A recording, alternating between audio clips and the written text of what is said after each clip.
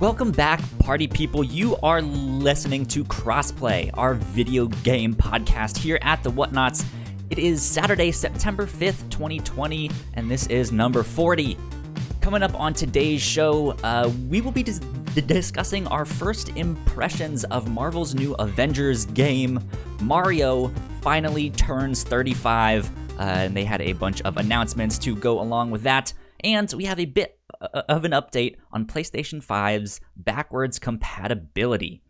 But we'll get to all of that in just a bit. For now, my name is Kyle Springer, and I am joined, as always, by Ignacio Rojas. Howdy ho. And for the first time, Gino Viteri. Hello. Hello, everybody. Yeah. Hey. Welcome aboard, Gino. Thank you so much, guys, for having me here. Yeah, definitely. So for people who do not know you, who are you? Where were you the night of the murder? Who are you? What happened, right? I don't remember, to be honest with you. I don't Excuses, remember. excuses. But my name's Gino. I work a regular job, my friends. Regular Hell job. yeah. And just recently started getting into content creation and all that stuff. So I'm super excited to be doing this podcast. But I also stream. I'll probably stream after we finish recording here. I stream over at Gino, Gino, VII. I play some random games, MMOs, single player RPG, stuff like that. But mainly you'll just find me on Twitter, man. Having fun, making jokes. Good stuff. And is that the same Gino VII on? No, actually, it's Gino _ Viteri, my full last name. Gotcha. Good stuff. Well, yeah. So I saw you streaming Final Fantasy 14 a couple weeks ago. Is that still kind of mainly what you're playing? It's mainly what I am playing. But I started playing this other. Should we go into what we've been playing, or? I mean, sure. Let's dive right in. Okay, yeah, let's do it. I guess I'll let you guys go first, and I'll talk about that. No, you start. You were talking. Me start. What were you been playing? So I started. I have been playing Final Fantasy as always, but I started playing this other MMO that came out, the New World. Okay, the new Amazon MMO. I don't know if you guys have heard of it. It came out? No, it came out as a preview. So if you pre-ordered it, they released it for like a week for people to try it out. And it's definitely not ready yet, but it is great. It's pretty fun. It's very different from a lot of MMOs. And the one thing that stuck out to me about it the most was that there's proximity chat. So you could just be out in the world, and then someone will come. Like, I had PvP. There's open world PvP. If you could turn it on or you turn it off or whatever. And I had it on. And can we curse? Hell Sure. yeah. Okay. Because so I was just doing my thing, but I had my PvP on, but I didn't want to fight. That's the thing. So I'm fighting a regular monster, and someone comes up behind me and kills me, backstabs me, and I'm like, hey man, I don't want to fight. And he's like, well, don't turn on PvP if you don't want to fight, you little bitch. He got that you. was just random. Happened out of nowhere, and it was fun. Back up a bit. New World. What is the kind of like story behind it all? So I don't. They don't really go so deep into the story. They just drop you in. But apparently, you are a random adventure, like always in any MMO, that gets dropped into this world called Aeternum. And in this world, there's this thing called the Corrupted that is taking over people. They're like sort of infected, and you pretty much just have to destroy them. That's all it is. It's a very simple story. But the thing is, it's fun to play. It's more of an action MMO rather than tab targeting. So so you have very few skills. It's a lot of auto attacking. It's pretty much like a hack and slash sort of, Okay. Yeah. which is a cool thing about it. I'm looking at the Interesting. gameplay right now, and yeah, it does look a lot like that. It definitely has a medieval vibe to it. It has a lot of, from what I've Yeah. seen, just siege and attacking strongholds, breaking down walls, stuff like that. Yeah, so the cool thing about it is there's three different covenants, factions or whatever, and you at a certain level you join one of them. Mm, And the entire map is controlled by each of the factions that are player controlled. So, there can be a point where let's say the covenant is controlling one part of the map. Then the marauders will start attacking them in that part of the map, and eventually it triggers a war. got it. So, and then they could schedule. They go to like a war table and they schedule the time for when this PvP battle is going to happen. So it would be like, okay, so Monday at 4 p.m. Eastern time, we're gonna go to war. Hey, And Alexa, set a reminder that I have war at 4 p.m. on Monday. so they would do that, and I'd be like, "Can you guys please just make it 2 hours later? I work, so, so I can get home for the war." But yeah, that's a pretty cool PvP aspect of it. Okay. Yeah, it looks Good pretty stuff. cool. Yeah. Yeah, any So word as to when it will officially come out? Because I think we've just heard stuff about it being yeah. delayed and not coming out. Apparently there's another alpha or beta. I don't know. People are throwing around the word alpha. I don't know why, but in November, Okay. and then some official release sometime in spring of 2021. I would Mm, assume. Yeah. Or a beta, actually, a beta release for spring, and then the beta will just go into the full game. I'm assuming mm.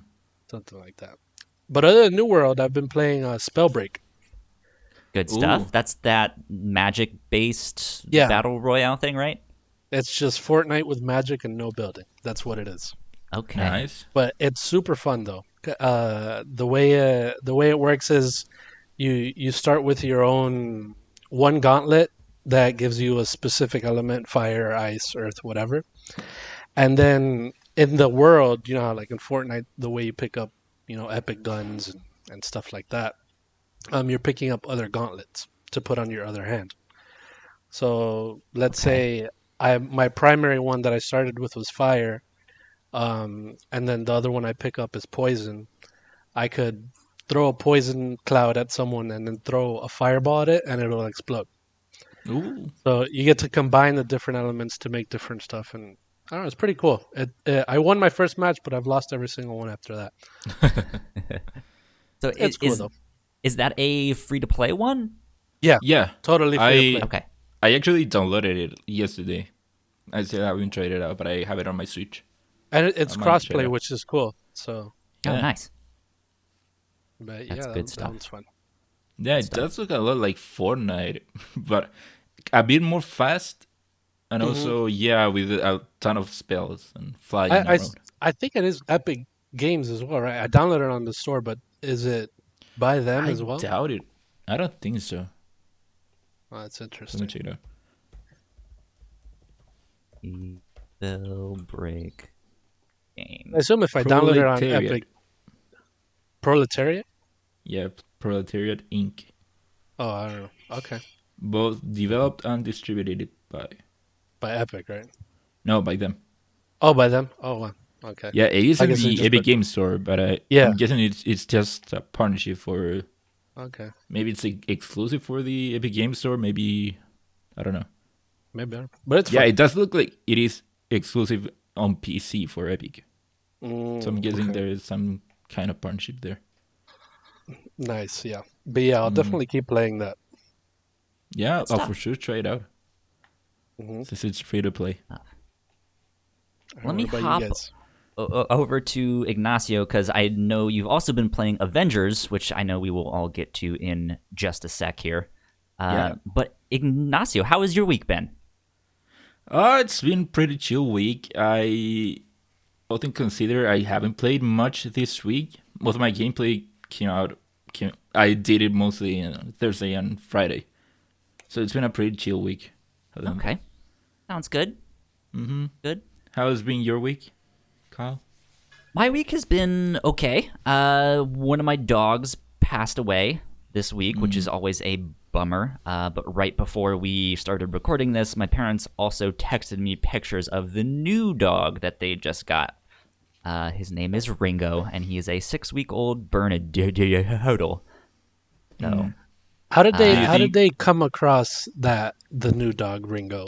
Because sometimes when a dog passes away, you meet another one and you just feel like this is definitely, the next. I have one. no idea. Like they just texted me like 15 minutes ago that they got one. So I'll have to give them a call and be like, hey, what's the story behind that? Like, how did you like? This all happened so fast. Kyle, do you think Kanye has seen your dog? Has seen Ringo? Oh, I don't think so. I don't know. So, Kanye is like, what the hell is happening? My parents live out in Wyoming, and Kanye West apparently has like a mansion out there or something, and he's like buying up space. And my parents have met Kanye. No way. Yeah, Wow. and like invited him out to their church and all of that stuff and stuff like that. Oh, wow. And like I'm just like, Mom, like you met Kanye without me. Like So crazy. How are you gonna do that to me? Like, come They're on, friends Mom. with Kanye. Right? So That's who awesome. knows? But yeah. Yeah, besides that, my week has been okay. I had an interesting day and a half ish. Because one of the things I was playing is Ori and the Will of the Wisps. I started that one this week because I had beaten Ori and the Blind Forest last week. And I was playing with my PlayStation controller on my PC, as I have been, because that's all I have. And then all of a sudden, it just stopped working.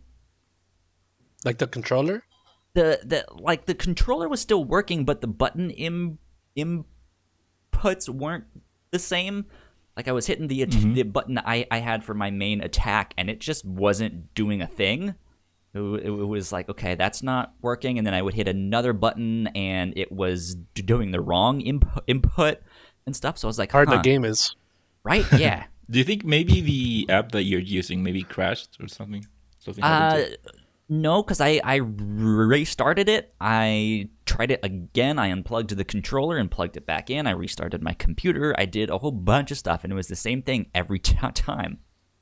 And so I was just like, huh, well, yeah, like that's strange. I mean, I guess I'm kind of using a program to trick it into doing that. But I had one day where I'm sitting here at my desk, like hoping to play video games, and then it's just like the controller stops, and so it's just like, well, now what do I do?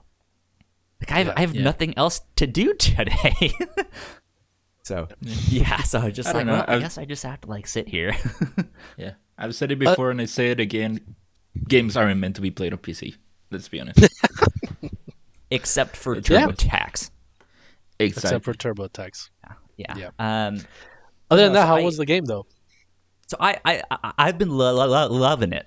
I think it's a fantastic game. I think I'm maybe 2/3 of the way through right now, but I'm stuck on a boss. I did end up buying like a knockoff Xbox controller, one that was super cheap, just because it's like, hey, I'm probably gonna get an Xbox Series X at some point. But I just need something to hold me till then. But yeah, I've been really enjoying the game. I played through the first one on easy, and then I bumped up the difficulty to normal on this one. And holy moly, this game is hard.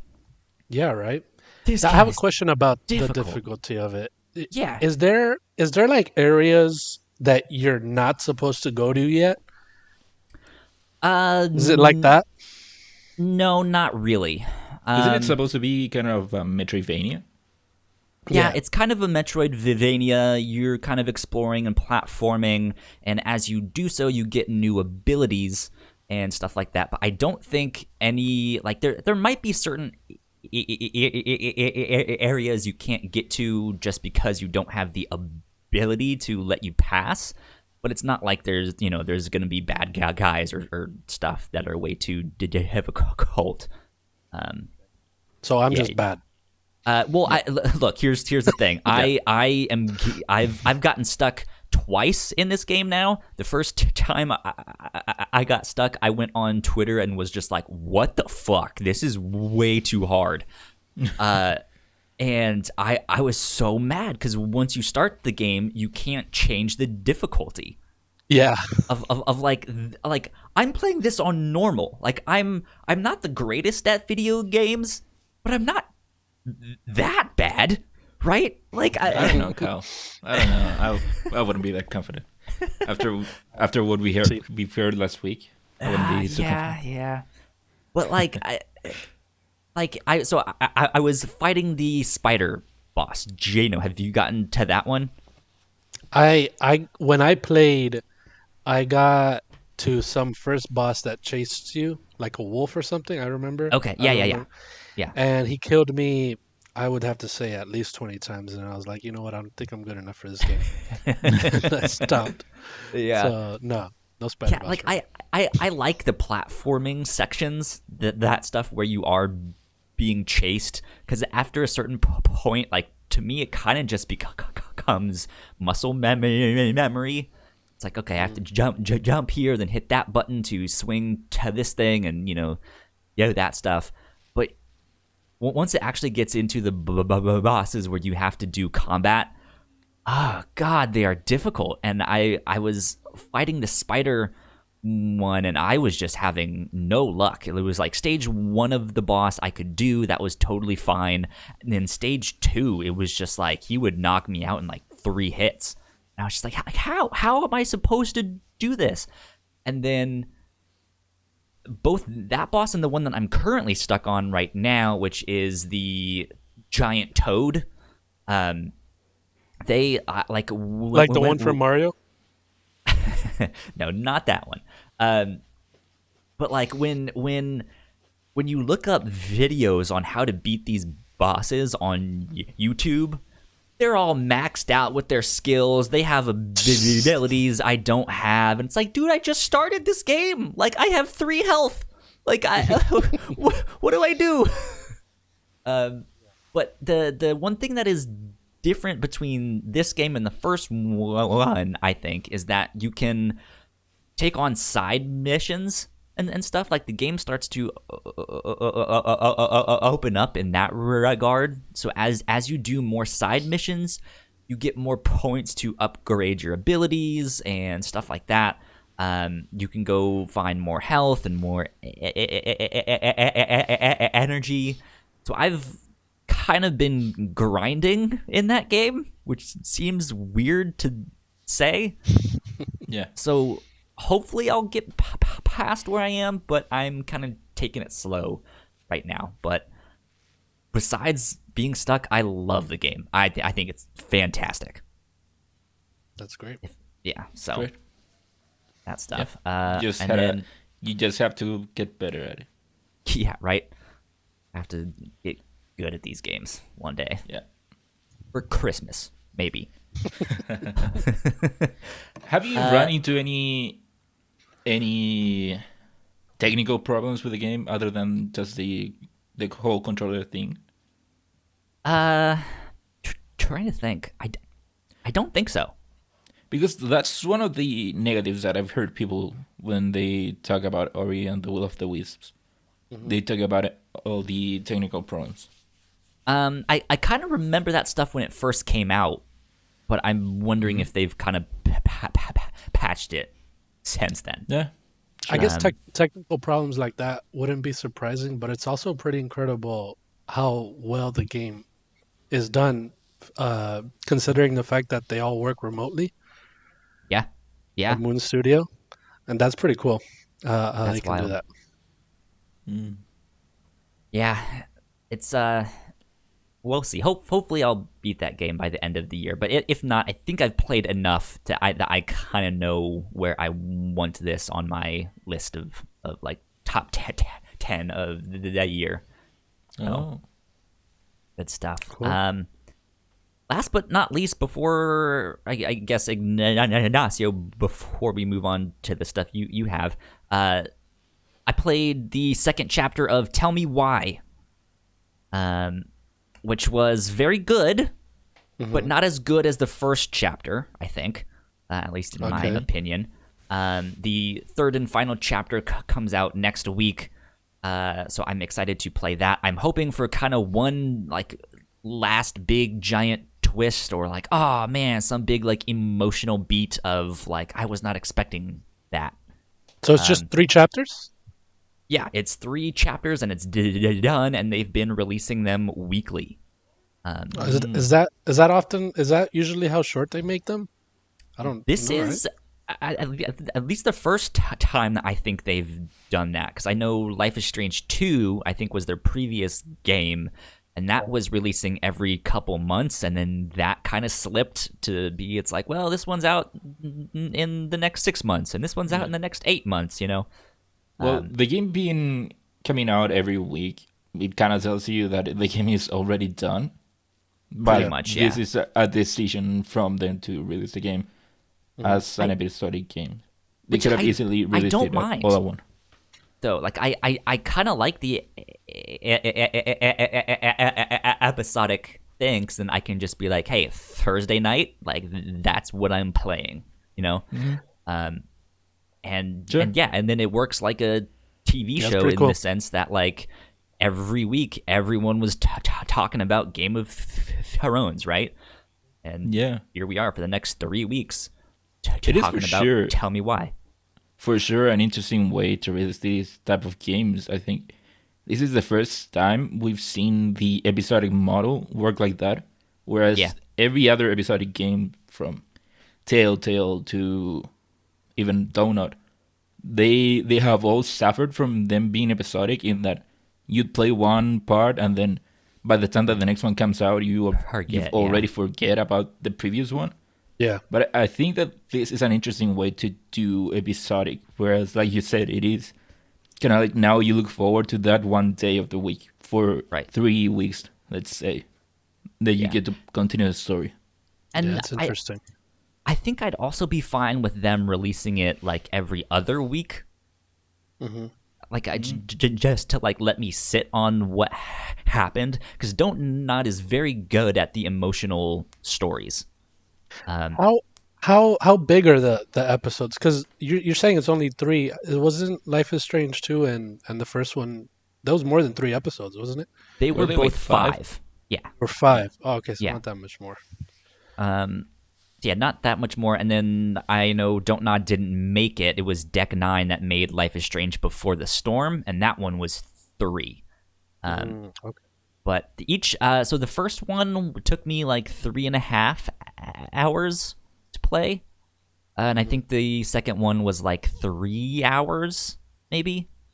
Oh, that's short. So, yeah, like, I mean, they're long enough where I feel like I've played for a good chunk of time, but short enough where I'm not like, oh man, this is just dragging. You Sure. know? Yeah, it is kind of like the length of a longer movie, maybe. Right. Yeah. Yeah. Exactly. So I've been enjoying that a lot. I think the story is doing the emotional beats really well. The second one started to get a little predictable, which is why I'm hoping for this next week to kind of have something to be like, oh man, I did not expect, that thing. But the game is good. I think they've been treating the whole like trans main character. I think they've been doing that pretty adeptly, as far as I can tell. But yeah, I've been enjoying that That's cool. I gotta try it out. I gotta try it out. stuff. How would Yeah. you feel if instead of 3 episodes that take roughly around 3 hours, what if they released one a week, like they're doing, but made them each like an hour in length, similar to a show. Uh, Would do you think that would work good, or is that just they're not ready Probably for that? not, in my opinion, because I think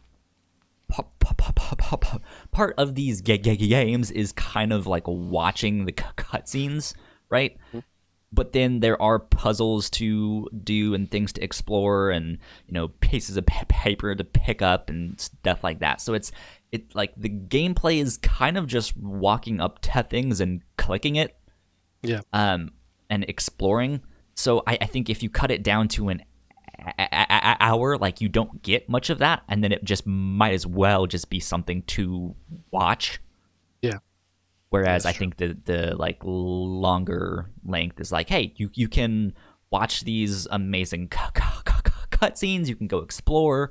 You can go find the collectibles and stuff like that. Cool, So, cool, cool. but yeah, that was about it for me. Besides Avengers, so Ignacio, Yep. you got an update on Final Fantasy 15 and stuff like that? Yeah. So I finally beat my replay of Final Fantasy 15, Nice. and boy, do I have problems with that last chapter. Yeah. So yeah. So for the most part, I've enjoyed Final Fantasy 15. I still think that it had way too much. It had a lot of potential that they didn't get near to it. They didn't achieve. Especially looking back at the new Final Fantasy VII remake or the original Final Fantasy VII, I think that they could have done way more with the game. The Okay. last chapter of the game, I think that it does a very cool story. It does a cool story stuff in there. Hmm. So spoilers for a game that came out, I think 5 years ago, 4 years ago. Yeah, So on the penultimate chapter, it ends with Noctis, the protagonist, getting trapped inside this crystal, and then the next chapter you realize that it has been 10 years.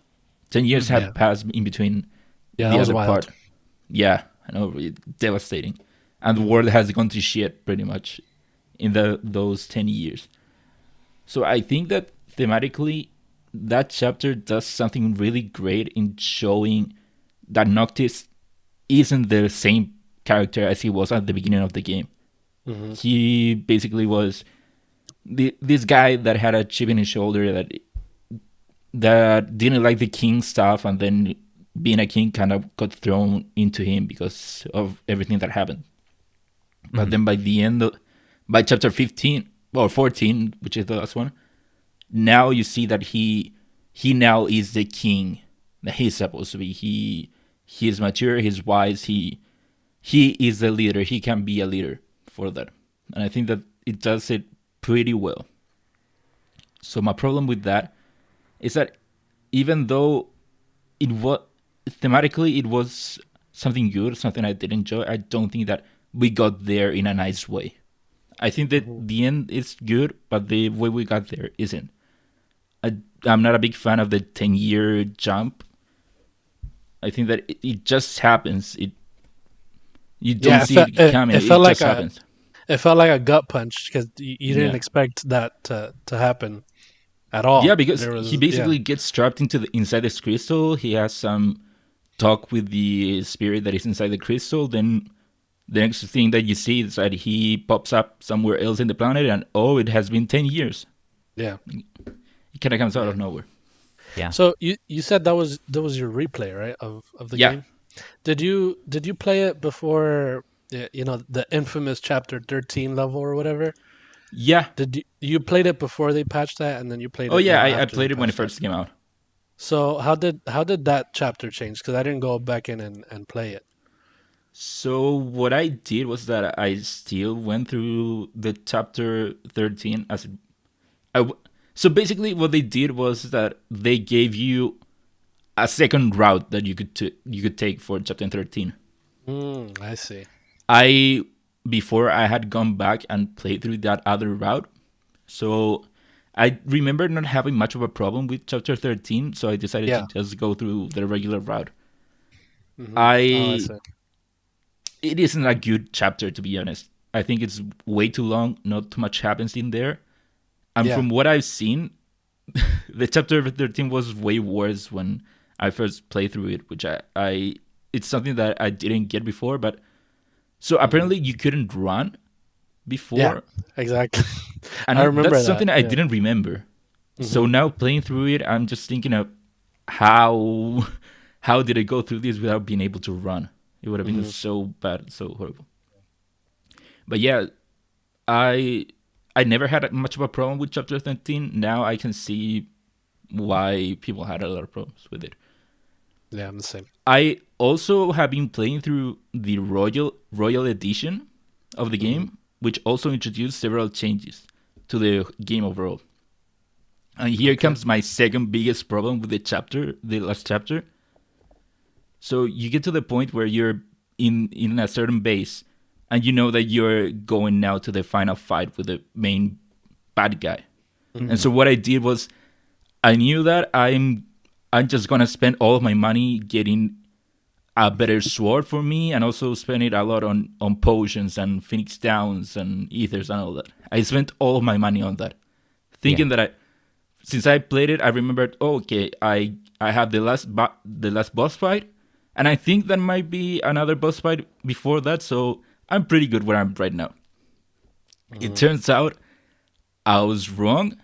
That was the case on the original version. It isn't the case on the Royal Edition. They added Mm. 4 new boss fights, Oh and wow. those boss fights are so hard. Are so hard. Mhm. I didn't Which know Okay, that. so like, are they? They're not optional though, right? Like, isn't it like no, you have to beat no, them you to have beat to. the game? They put it on your path in between where you start and the bad guy, the final bad guy. Yeah. They are on the path there, and they are. I think that they did a good job into putting them in the story. They don't feel Mhm. like they're extra. Yeah, that was my Before, question. They added it to the story. They added to the story with those bosses. yeah. So before I realized that they added it for the Royal Edition, I just thought that I forgot about these people because they kind of make sense where they are. They're 3 of the 4 new boss fights. They are supposed to be the spirits of the kings that came before, and I thought that was pretty cool.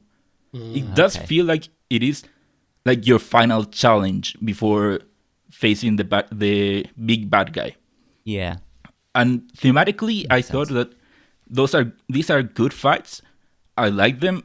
I would like them so much more if they weren't this hard, and if I had a way to get newer items. Because I just went through by the end 6 boss fights without getting any newer items, any newer healing items. And so by Mhm. the time of the boss that came before the final fight, the final boss one, I just ran through all of my healing items and Ugh, my revives.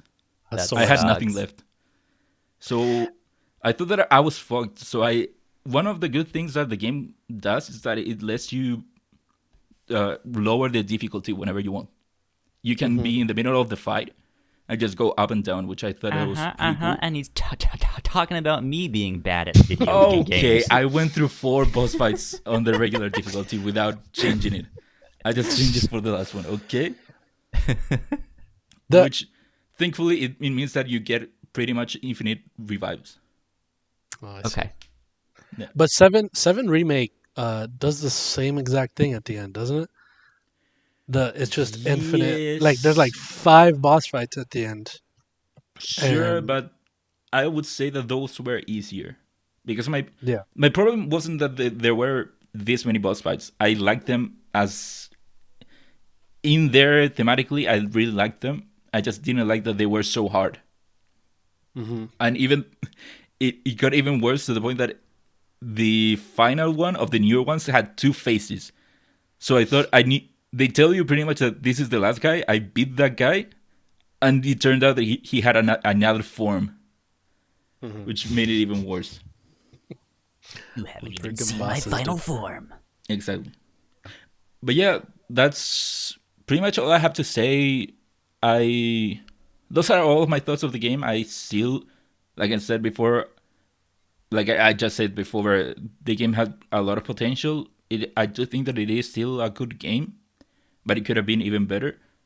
But what makes the game is really the characters. All Yeah, these they're four great. characters being together, even at the end when you have to say goodbye to them, it does Yeah. hurt a lot. No, the last scene is I think is Yeah, beautiful. yeah, Yeah, I remember kind of tearing up and being like, "Oh man, I didn't expect to get this emotional with this game." Yeah, and it's super nice also when it ends and it goes back to the main menu. The main menu changes too now. yeah. Yeah, Yeah, that's cool. It's so good cool. stuff. But yeah, that's all I have to say in Final Fantasy 15. Good The other stuff. game that I finished was SteamWorld Dig. My thoughts are the same as last week. I got to start enjoying the game. When I first started it, I wasn't really vibing with it. But then by the second time I got into the groove. And yeah, but by the end of it, it was a fun time. I really enjoyed it, and I think I'll go now back to SteamWorld Dig 2 to see Okay. how different it is. Good stuff. And yeah, Now you have written down here on our notes that you have something else if we have time. Do you want to mention that now or save it for next week? I can mention it now. I think Go it's for it. better now then. So since we've been in such a run talking about Digimon these last couple of shows, last week talking about how bad the Digimon movie is, and then the Yeah. previous weeks with how good the Digimon game is, the Digimon Adventure game is, I thought that why not? Let's talk about Digimon again this week. So Hell yeah. last year, since I'm a big Digimon fan, I thought I would go into eBay and buy one of those Digivice toys. Ah. And I got one. The thing is that when I Amazing. got it, I first of all I didn't understand much how to use it because it didn't come with any instructions, and also I thought that I got a knockoff because it didn't look like the ones that I've seen online. So I just threw it into a drawer, never thinking about it much. So doing some research, it turns out it is a legit Digivice toy. It's just that it is another version.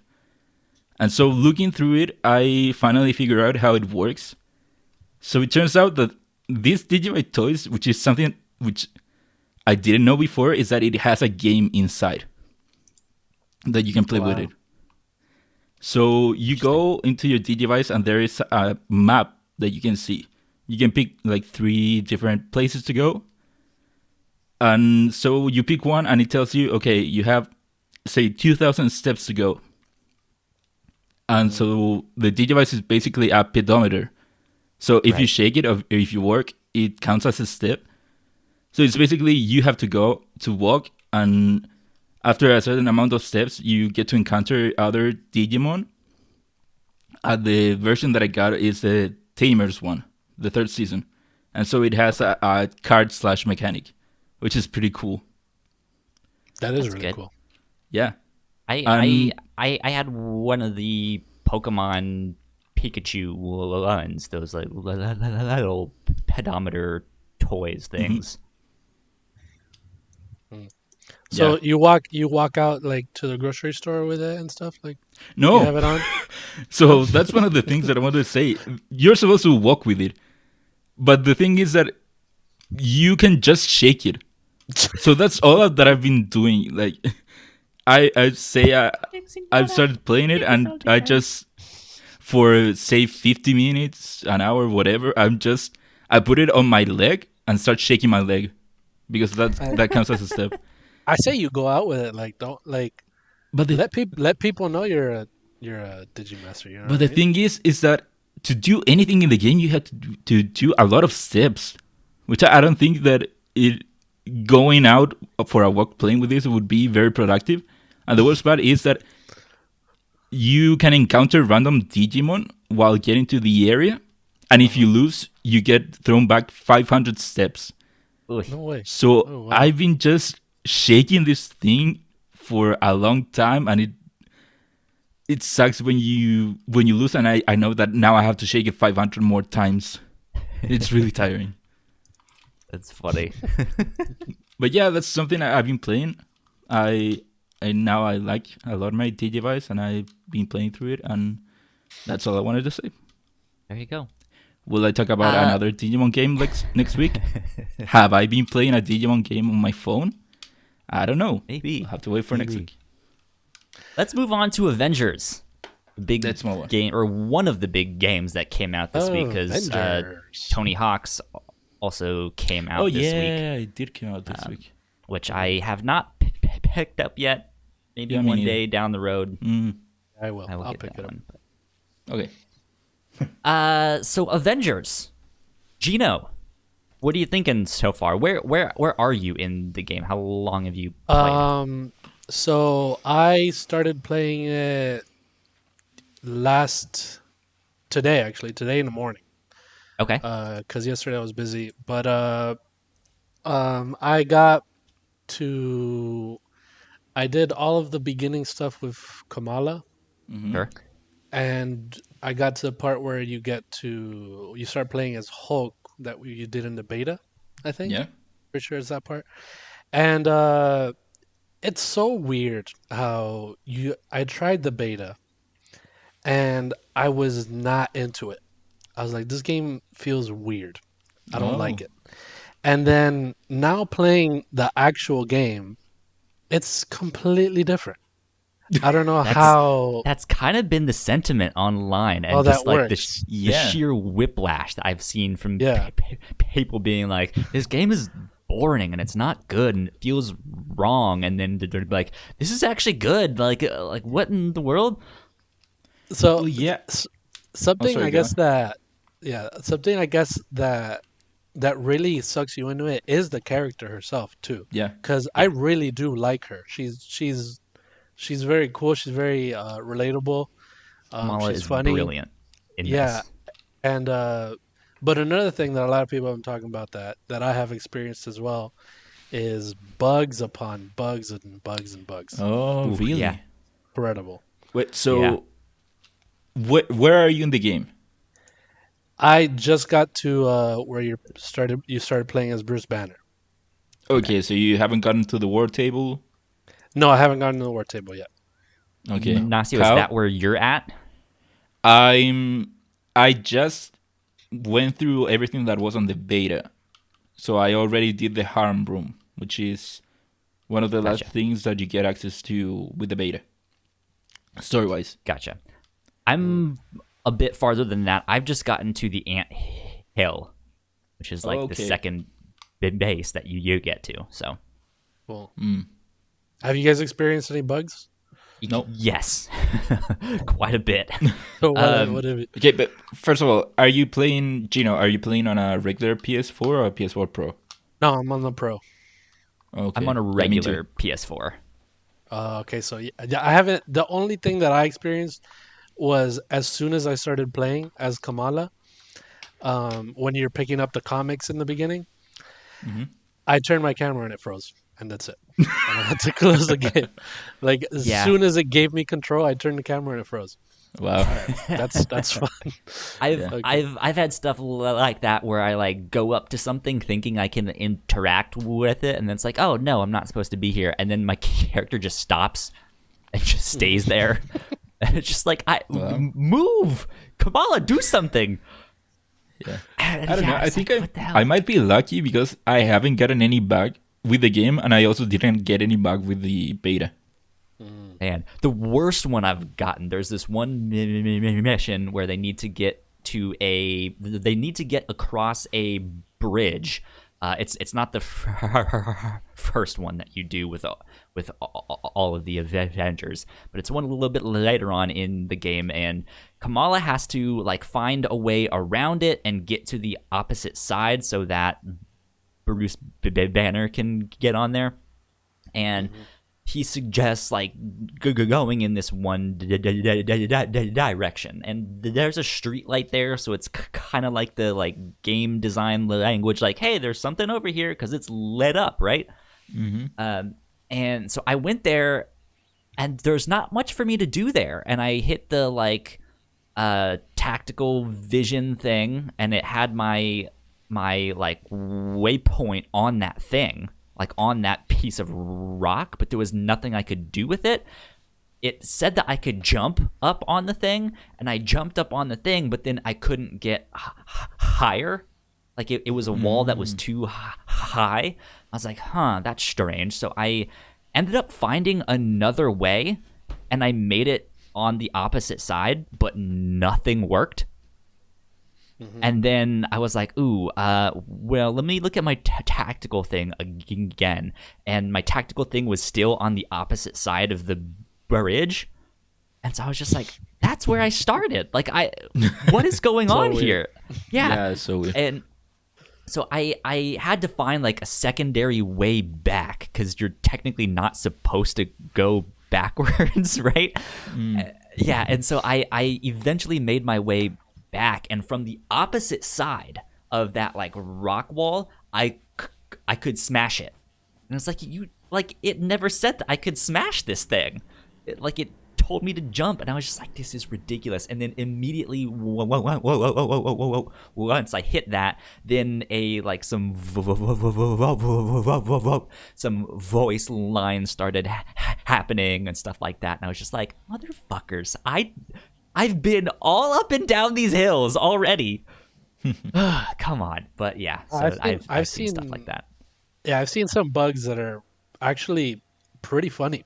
Like I seen one. I don't know if you guys saw Andy's that he posted on Twitter. He went in slow motion. Oh The yeah, game, I heard him the talking game about that just started playing in slow motion. And another one, yeah. Go ahead. I can kind of do that when you hit the run button, but you barely make them move forward. You can run in slow motion with that game. Yeah, Probably no, I just a think feature Andy just triggered. I don't know. Maybe Black Widow has some slow motion stuff. Some character has a slow motion move, and it just Right. never turned off.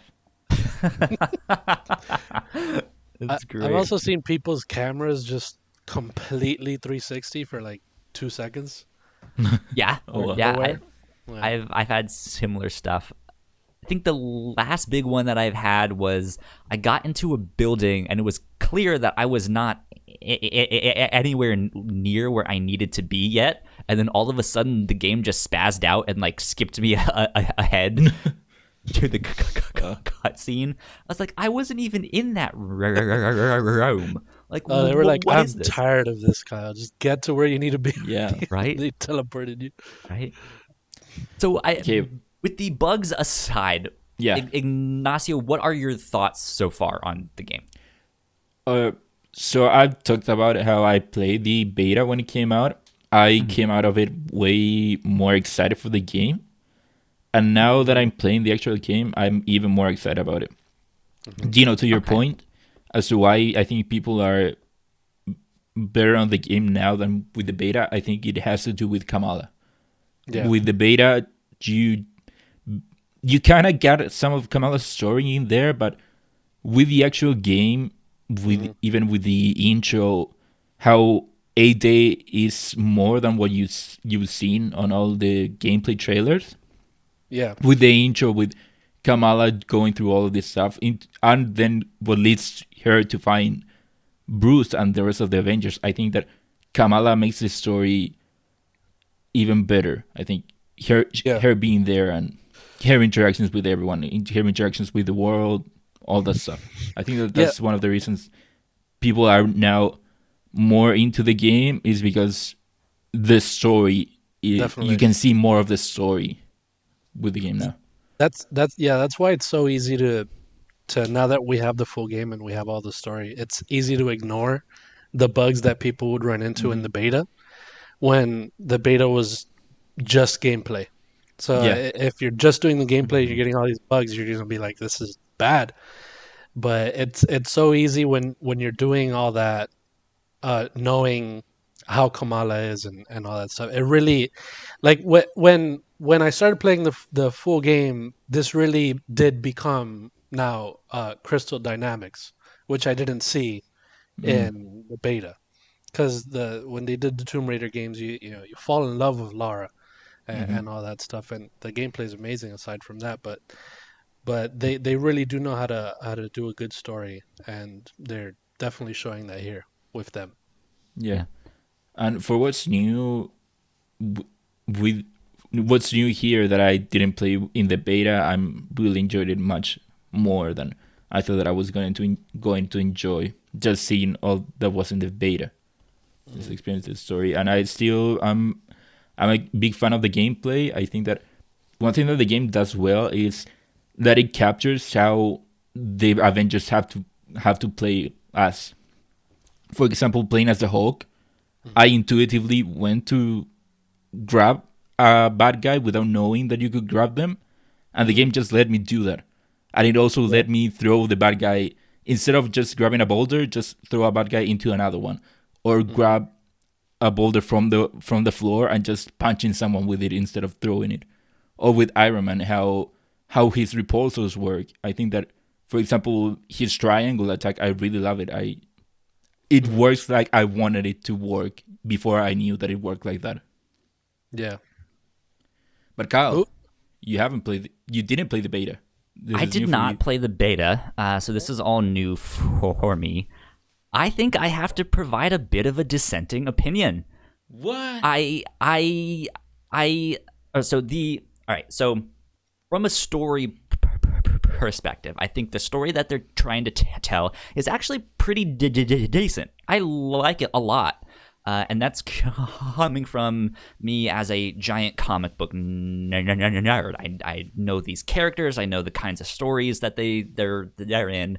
It's pretty good, especially the stuff with Kamala. Her stuff is brilliant. But I am now just kind of wishing it was her game. Like I think the actual combat is not great.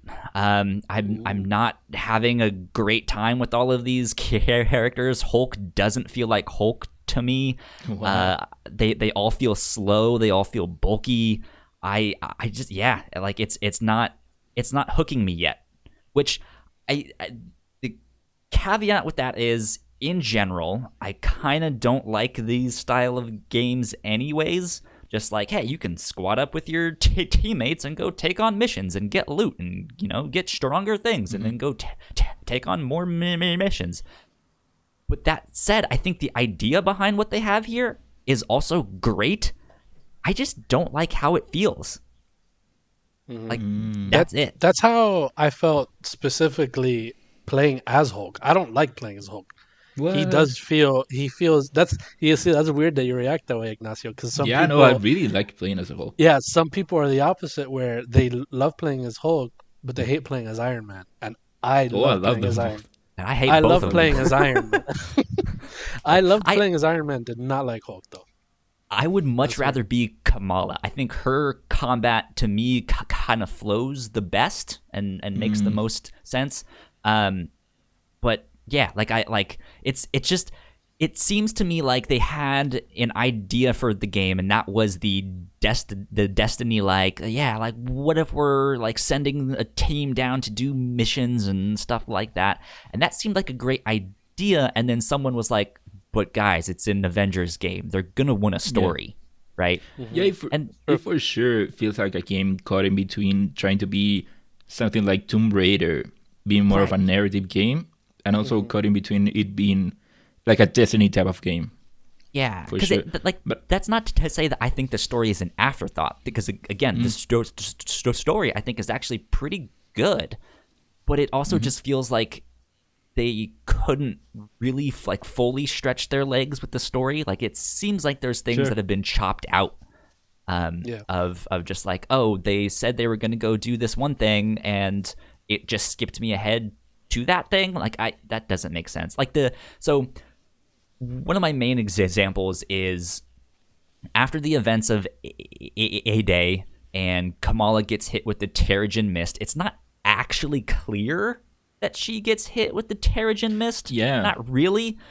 And then it doesn't have anything about her, struggling with her new powers, and they skip over the whole, because in the comics, when you get hit with Terrigen Mist and you have like the inhuman powers, you go into this cocoon for a long you go through time. Genesis. Right, yeah. Yeah. And, Oh, and yeah, And the I game was- touches on it, on that whole cutscene, the 4-year cutscene. It does mention it, and it shows any human going through it. But yeah, no, I'm with you. I thought that was pretty weird how in between the fall, what happens in 8-Day, the ending of 8-Day, and then what you see next, which is, or after the 4-year cutscene that they show you, how it just jumps into Kamala, and the game pretty much assumes that you know who Kamala is and what her powers are, yeah. Because the way because that she the game already reveals, has the powers. right, which the way that the game reveals that she has powers is that you're being chased by AIM and you jump off of a rooftop and kind of do this zipline move where her Yeah. hands get big. And I was like, whoa, wait, what? I have my powers already? Like, I was like, there was like no explanation to that stuff. And then there's a scene where she gets to the park and she hits someone using her powers and she looks surprised. Like, oh my God, what are these? I have powers? What I oh my what God. I And got was just from like, what? Well, what I got from that is that she has her powers, but she hasn't still gotten the full extent of her powers. She can stretch her body, but she hasn't done anything to the extent of actually embiggening or Right. having these huge fists. She hasn't That's what I got fought from that one with scene. them. Yeah. It's been 4 years. She's had her powers for 4 years, but still, Well- you would think like. Well, but dude, also come on, you love superheroes. It's been your dream since you were born to be a superhero, and now you have powers and you haven't tested them out. Really? But it also has been 4 years of AIM taking over San Francisco, and like you see in that on that one chapter, Yeah. how they go house to house, pretty much. Yeah. I do buy that she hasn't actually experimented with her powers to that extreme. Been hiding. Yeah, she's been Yeah. hiding. Yeah, But it yeah- makes sense to an extent, but it's still just like, I can see this happening, but you didn't explain it. No, yeah, I agree. It was definitely surprising to just start playing and then you played well in the beta. I already knew how her powers was, so the game does expect you to know what she does already for some Yeah. reason, and I also liking this character so much and seeing her love superheroes and all that stuff. It would have been nice to see her come to terms with her having this rather than already seeing her accept that she does. Yeah. And Yeah. because while you're playing, she talks about it sometimes, like, "Oh, with my stretchy hands" and stuff like she does banter, but we never got that moment of her, figuring out that she has this and all that stuff. So Yeah. that's something Yeah. I definitely. Well, in the beta, when you finish the 8-day mission, they do show you the cutscene that it is in the game that tells you what happens during all those 4 years, which I thought that maybe when the game came out that wasn't going to be there, or even if it was there, maybe there would be a chapter where they show Kamala going through Third Genesis. So when you see the cutscene for the 4 years and then you start playing as her, I thought that, okay, maybe her being in the Queen Jet, as they show there, maybe that shielded her from all the Turgeon mist, and now for whatever reason she's going to go through Third Genesis. But Yeah, no, like the she game gets does. captured or something, and Yeah, whatever. But no, she just has her powers there. The game assumes that Kamala has stretchy powers. yeah, or even what the Inhumans are, because they don't explain that in this game. For those of you guys who aren't familiar with the comics, the Inhumans, Or Agents of S.H.I.E.L.D. yeah, or Agents of S.H.I.E.L.D. They kind of explain it in that, but in the comics, the Inhumans are human beings who were experimented on like thousands of years ago by an alien race called the Kree, who you guys might be familiar with if you've seen the Captain Marvel movie. And if you don't know that, or if you don't put that together, like you might just think like this is a knockoff version of the X-Men or something, Yeah. and it's just like no, like these people were meant to be super soldiers in the Kree Skrull War, but it was a failed experiment, and they just left them there. And so yeah, you have these people who have like this like weird DNA, and if they get exposed to this mist, then their powers may manifest. Yeah, I don't think that the game necessarily needed to go through all of the Kree Skrull War story and how Sure, the Inhumans came to be, but I do think that maybe the game should have made a. Well, I just started playing the game, to be fair, but maybe the game should have done a better job explaining as to why some people have powers and some people don't. Right? Yeah. So strange stuff. But yeah, Last thing I will say about the game is I think just at the end of the day, selfishly, I just want a Kamala Khan game. I think by far she is the shining star with this, and it's just like I want a full game of just her. Maybe you want a TV show. Oh, they are making one, aren't they? yeah, I They think. are. Yeah, I'm fine with what we got. I think that I really they are. like how Kamala is in a way the people playing the game.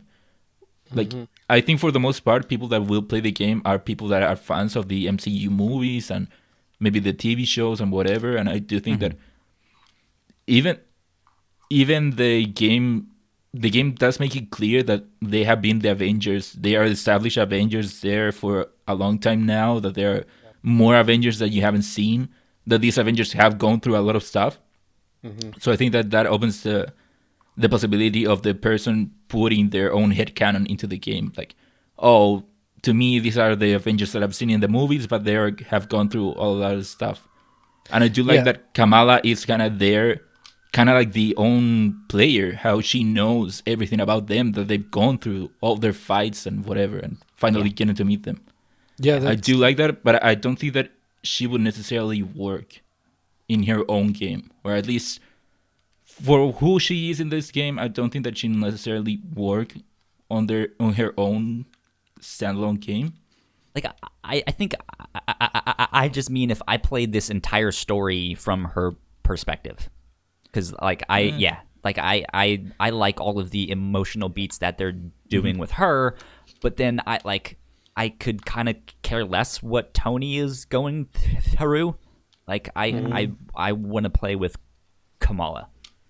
something that you touched on, Ignacio, about the MCU that I do want to commend them on is when we first saw these characters, when they first showed the game, we as an audience were so used to and ingrained with these characters being, Robert Downey Jr., Chris Hemsworth, Chris Evans, stuff like that.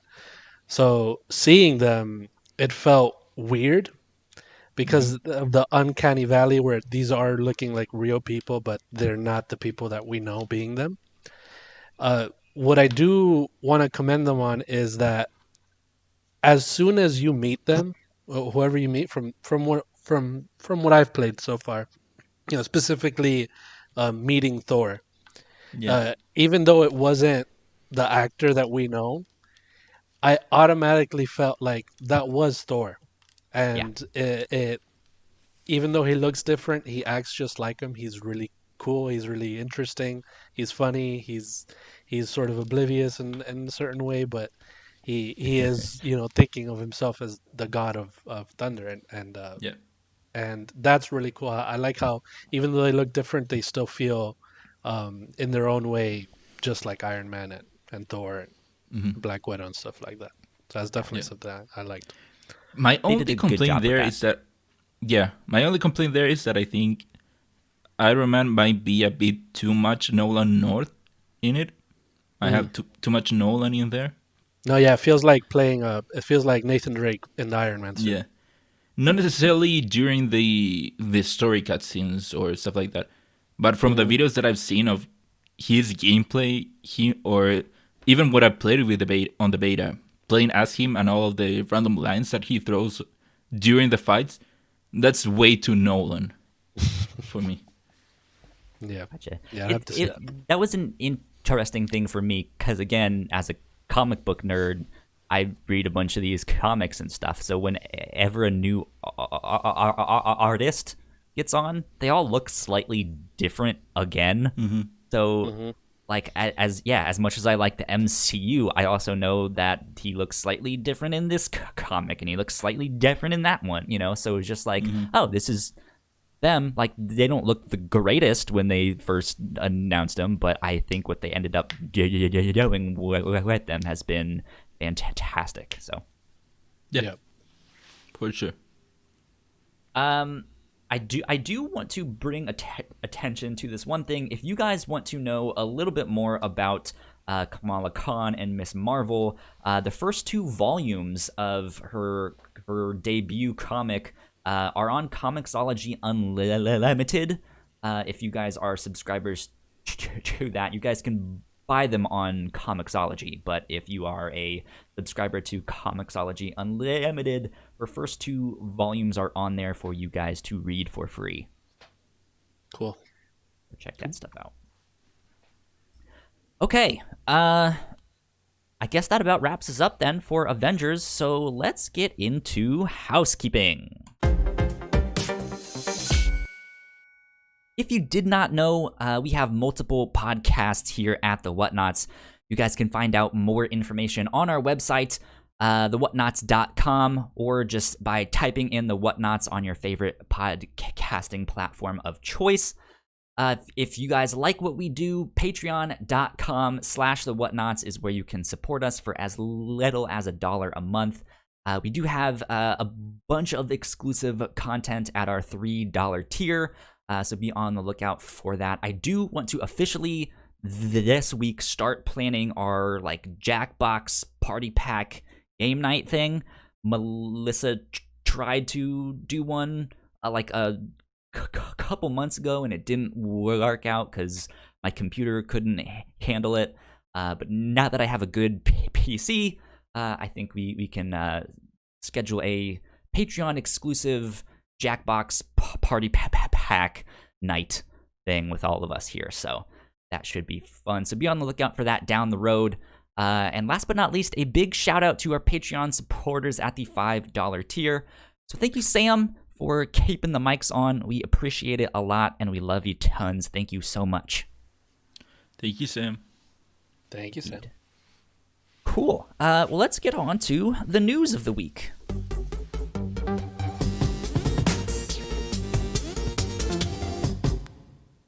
Mario is now 35 years old. Can you believe that? Wahoo! Old man. Right? Yeah. Old man, he's about to start having back problems. He won't be able to jump as high. This Right? is the end of the games. It's the end of an era. End of the road.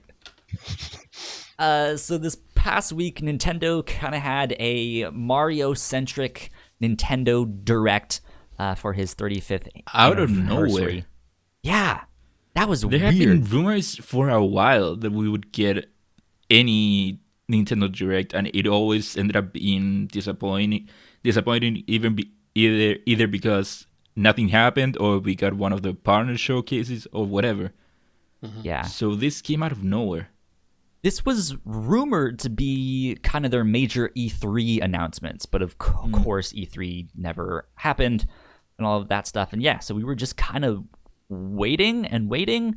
And recently Nintendo has been giving, I mean, they normally give short notice for stuff, but the last Nintendo Direct thing we got was the night before at midnight here in Yeah. in America. So yeah, that was strange. And then this one just happened.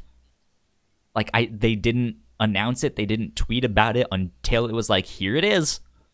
Yeah. So that was strange. But here is a quick roundup of all of the things that they announced, or at least some of the highlights. This is coming from Tom Phillips over at Eurogamer. Let's see. First big thing is that Super Mario 3D All-Stars is a brand new collection that will arrive on September 18th, but will be removed from sale at the end of next March. I'll get back to that in just a sec. But this collection has Super Mario 64, Super Mario Sunshine, and Super Mario Galaxy. Those three. No, it does not have Galaxy 2, which is a little strange. Yeah, it is weird. But what do you guys think of this collection in general? Good stuff? Bad stuff? Eh? I think it's good. I mean, all right, sure, but I feel like them not adding Galaxy 2 means that they're probably going to release that on its own sometime later. Maybe, I don't yeah. know if I would go that far. No. Because it is a weird omission that they didn't include Galaxy 2 in it. But apparently, when at the end of the presentation, when they did a medley of every Mario game, apparently Galaxy 2 wasn't in there either. So it is kind of weird that Nintendo is kind of pretending like Galaxy 2 didn't exist. So I don't know. I don't think that Galaxy 2 not being here is an indication of it going to come later. Especially since also Galaxy 1 was released in HD for the Wii U, but Galaxy 2 didn't, as far as I know. I wonder if it's just the fact that it's a sequel, right? Like it's not like here's the first one of Super Mario 64 because there only was one, right? Here's the first one of Super Mario Sunshine because there only was one. But with the Galaxy stuff, they're just like, here's the first one. Yeah, I could see that being the reason, since Super Mario 64, Mario Sunshine, and Mario Galaxy are different games, but Mario Galaxy 2 would be like pretty much a repeat of one style of Mario game. Yeah. And also, they probably thought of it. We're calling this Super Mario 3D All Stars, so there should only be 3 games, not 4. That too. Potentially, yeah. I could see them doing that. But it's What all I of found the these most stars, weird, and they didn't include all of the stars. So I think generally speaking, people like Galaxy 2 a little bit better, or there's something that they like. They like the platforming in 2 better, but they like the story of the first one or something like that. I think Galaxy 2 might be the best reviewed game on Metacritic. Oh, wow. Like, okay, game ever. There you go. Let me check it out. What I found the most weird was, though, that it's only a limited time. Yeah, that is pretty weird. So it's up for pre-order right now, but it's coming out September 18th, and it will only be available until the end of March. At March 31st, they are no longer selling the game. Yeah, March. Which I think 31st. that's the end of their not the fiscal year, Q1 right, for the next year. So it's possible that they're just trying to bolster sales and being like, hey, you need to get this now so that they can pump up the numbers with that stuff. And then at the end of that, just be like, you know what? The people have spoken. We're going to release this to everyone because you guys liked it so much. I think there is a chance that they will maybe not keep the collection but release the game separately after March 31st. But that's another thing, although it is kind of a weird thing that this collection will sell regardless. So having an end to it, it is kind of weird. Like, why stop something that is going to be so popular? But then again, before? I think they did that for the All-Stars collection that they did for the Wii, which was basically a port of the All-Stars game for the SNES. I think that was limited too. Well, what's weird here is that it will also be limited digitally. Right, you won't be able to purchase it digitally after March 31st. I find that so weird. But I could see it being like, hey, it's only a short amount of time for the physical release, but then you can buy it digitally after that. But they're just like, nope. After that, it's done. The only reason I can think of that they might be doing this is that Nintendo has had a history of creating artificial demand. They did that for the Yeah. Wii, Yeah. and I think that it might be a strategy to have them to be able to compete during the holiday season against the PS5 and the Series X in a way. Yeah. Interesting. Yeah. So I think That that makes might sense. be a reason as to why they've been doing that, just to give even more fuel to the potential that this collection will have during the holiday season. Yeah. Because since it's gonna be, you know that the game will go away, people will be more inclined to buy it like as an impulse purchase. Yeah, even if they don't want to play it now, they'll Yeah, buy it for later. exactly. So I Indeed. think that might be one of the reasons that they did it. But yeah, I think that The last it is kind of weird. weird thing that I will say about this is there's speculation. I don't know if they've come out to confirm it or comment on it yet, but Galaxy takes motion controls to play. So if you have a Switch Lite, potentially you won't even be able to play that game on there or certain sections of that game. So apparently, people have come out saying that you'll be able to play it on handheld mode using maybe the stick. Weird. I looked at the store page for the collection on the Switch, and it did mention needing if you have a Switch Lite, you'll need Joy-Cons if you're going to do a 2-player mode. But it doesn't make any reference to needing separate Joy-Cons for one player. Interesting. So I We'll see, also, I like I guess. said, on the internet, I've seen people saying that you'll be able to play it on handheld mode.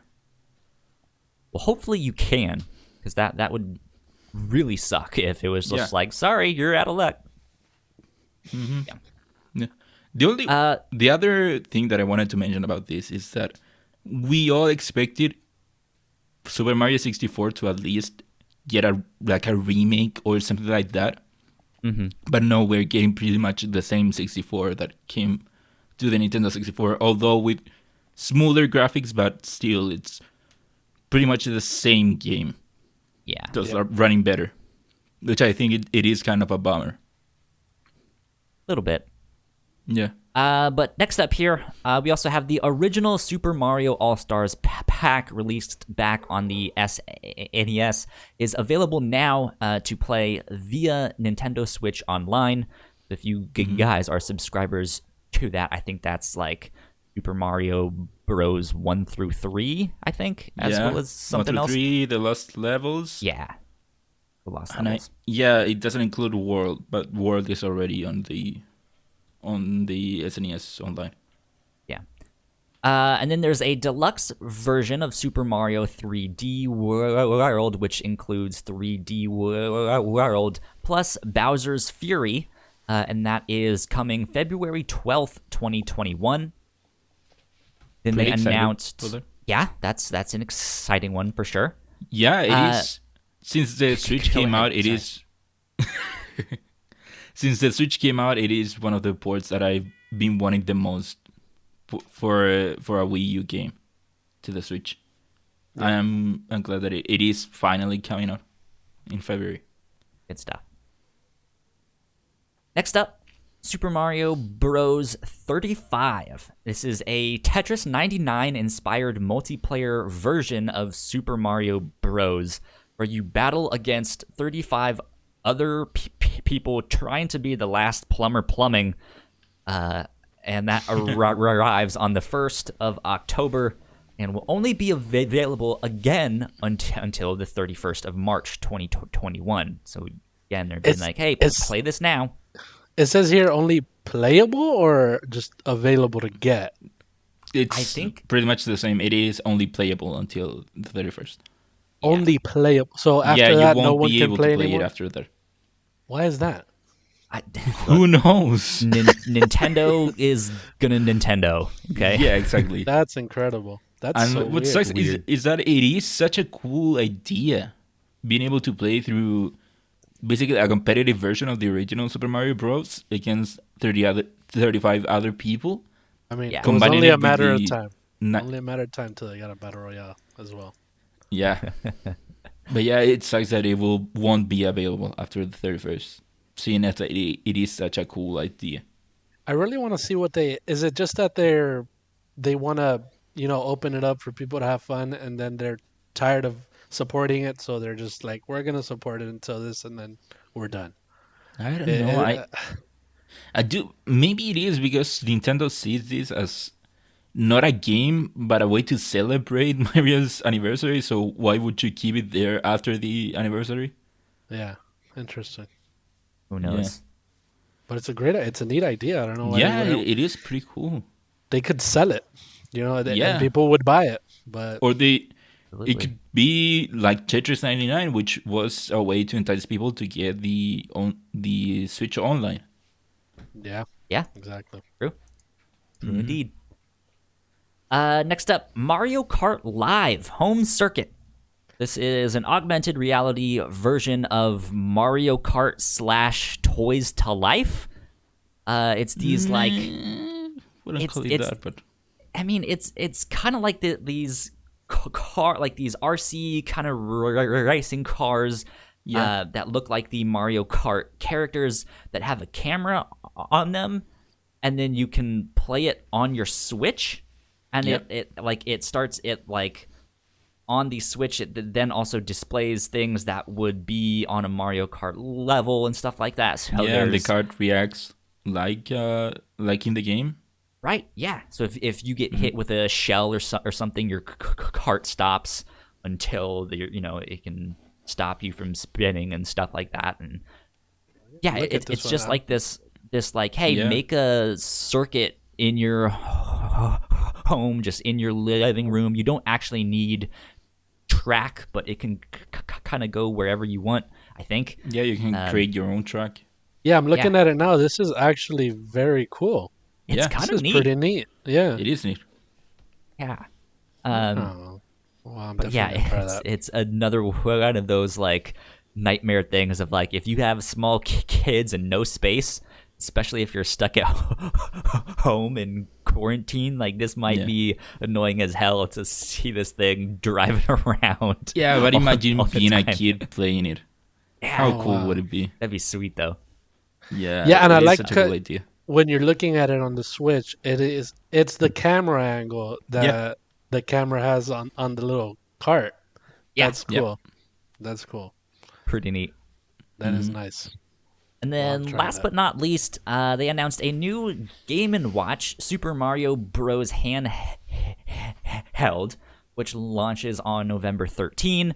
I guess you can play the original Super Mario Bros. On that, and it doubles as a clock. Yeah. So it's more like Mr. Game & Clock rather than Did you know Mr. that that's why they are called Game & Watch? Because it was also a clock thing? Yeah. No, really. Game that's Watch, why. yeah. It blew my mind when I realized that. That's funny. That's why they're called Game & Watch. That stuff is neat, though I kind of have no attachment to those old Game & Watch things. So I was just like, oh, cool. It is a neat novelty. You can play through Super Mario Bros. 1 and the Lost Levels. I think that's also in there. Okay. It's $50 from what I've heard. So it is just a novelty. Not bad. It would be a cool thing to have, but then again, I don't need yet another way to play Super Mario Bros. Right. Unless your name is Brian Altano, who has like everyone in God, existence. How many versions of that game does he own? Yeah, I think he was on NVC this week being like, yeah, I have like 9 different versions of this game or something like that. Wild. They're perfect for him. Made just for him. Right? Yeah, it's the original Skyrim. Yeah. Okay. Moving on from Nintendo here. Number 2 on our news stuff. PlayStation 5 backwards compatibility stuff. We got an update on all of that. This is coming from Alessandro Barbosa at GameSpot. Man, I haven't done that in years, and that was like the first time that I've mixed them up. It's bound to it's so easy happen. to mix them up. they write, a Ubisoft support page explains how its titles will transition from PlayStation 4 to PlayStation 5, as each publisher seems to be taking a different approach to cross-gen upgrades. Skipping ahead a bit in what they wrote, near the end, though, the page adds this note. Backwards compatibility will be available for supported PlayStation 4 titles, but will not be possible for PlayStation 3, PlayStation 2, or PlayStation games. And then in an update, they mentioned that Ubisoft's support page has now been amended to remove this reference to the older PlayStation hardware, and as of yet, Sony has still not commented, so it's unclear if the company simply did not want this information out there yet, or if it's inaccurate. Weird. Gino, what are your thoughts on this? So I have a hot take for you guys. Go for it. Bear with me here. I don't care about backwards compatibility. What? So I understand the whole nostalgia thing about, wanting to play your PlayStation games, PlayStation 2 games, PlayStation 3. Bandicoot. But, we also have to, the way I think of it is also, I'm getting these new consoles to play these new games. Mm-hmm. So if I want to play something old, if they're going to add it to backwards compatibility, then sure, go ahead. I don't think I'm going to go back and play that. I'm not the type of person that replays games a lot. Yeah. So unless something's really enticing, I won't, be upset if it's not available or anything like that. Yeah. What this mentions specifically is that it will be available for PlayStation 4 titles. That should be a given. It is a given. We already exactly. knew That should be a given. I expect this to be able to play PlayStation 4 games because it's not a far stretch from that. Even though it won't They play are We already many, knew that. It is Yeah. confirmed. We know that all PS4 games will be playable on the PS5. Yeah, and as it should be. That's how I think of it. Mm. But I don't want to play a PlayStation 1 game on my PS5. It's not. I don't really care for that. Yeah. That's my thing though. That's my thing though. And Yeah. and another thing that I thought was funny, I think. Sorry to stop you there, Ignacio. That No, it's okay. I don't remember exactly how it was. I think it was in a Gran Turismo, one of the developers or something. They asked something about backwards compatibility. It was recently, I think it was. I don't know. Mhm. But they had like laid out GT1, GT2, and Sport and all that stuff. And he candidly said, "Why would anybody want to play the first one? The new Right. ones Yeah. look so much better. Yeah. Why would Right. you want to play the first one?" But I guess that's different with those games because Yeah. those are just graphical, like those are meant for Mhm. that. So it's different for that. But I understand people, wanting to play. Uh, I can't even think of one because every game is getting remastered already. That's the thing. That's Mm, another thing. Like oh, you want to play Spyro? They remastered that. You want to play Crash? They're making that again. So uh, I don't know. It really is, I guess, on a personal what is it, opinion Makes sense or though. whatever. yeah. Yeah. Yeah. Yeah. Makes sense because So I think the console makers have also kind of come out to be like, hey, everyone is usually outspoken about wanting backwards compatibility, but then none of you use it. Yeah. exactly. So it's one of those weird things that like the general mainstream is like, oh yeah, it needs to be backwards compatible, but then yeah, they're just like, I'm never gonna go back and play the original Tomb Raider games that were Yeah. on PlayStation. You know what I mean? Like, there's so many great new games coming out that I don't have the time. So Yeah. I thought this was interesting though too, because I didn't necessarily think this was new news. When Mark Cerny had his talk, they kind of mentioned this too, that like, hey, it's not gonna play, but it's Ignacio. I know in our Discord you also mentioned that like the graphic that they played in Mark Cerny's talk made it seem like maybe down the road they would, because they left space for that stuff.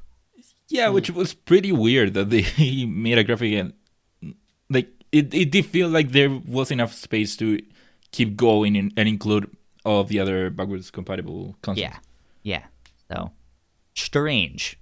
But Yeah, I think who knows? one of the main reasons that this came as a surprise is that, like you said, Kyle, the graphic that was in there. I think that gave more of a hope to people. That I think that if that hadn't happened, it would probably be a given that there wouldn't be backwards compatibility, since the PS4 didn't have it and the PS3 had it for a while. But like Gino, like you said, they took it out because not many people used it.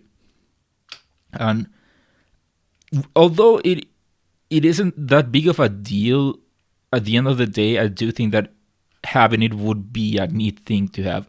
I do have several games from the PS1 to the PS3 that I would like to go back and play, but it's not something that I'm like, oh, I really want to go and play them. No, it's more of a I want to maybe spend 15 minutes with this one game that I really enjoyed back in the day, or this is one of the great games that came out, but there's no way that they'll remaster it, so the only way to play it would be like that. It would be anything to have, but I don't think it's that big of a deal. But yeah, the fact that it happened like this on a random Ubisoft support page, that I don't think that they needed to include it. The freezing of backwards compatibility, I thought that it was pretty weird that they included it. But the removal of it, I think maybe there might be something behind that. If this were true, I don't see Sony wanting to suppress it. Because why? Since it hasn't been part of your message that you might have backwards compatibility.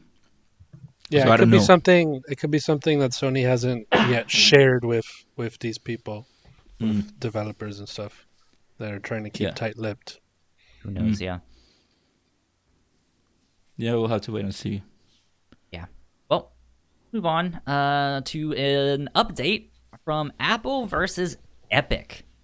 We kind of mentioned this a little bit last week, that Apple has now officially terminated Epic's developer account.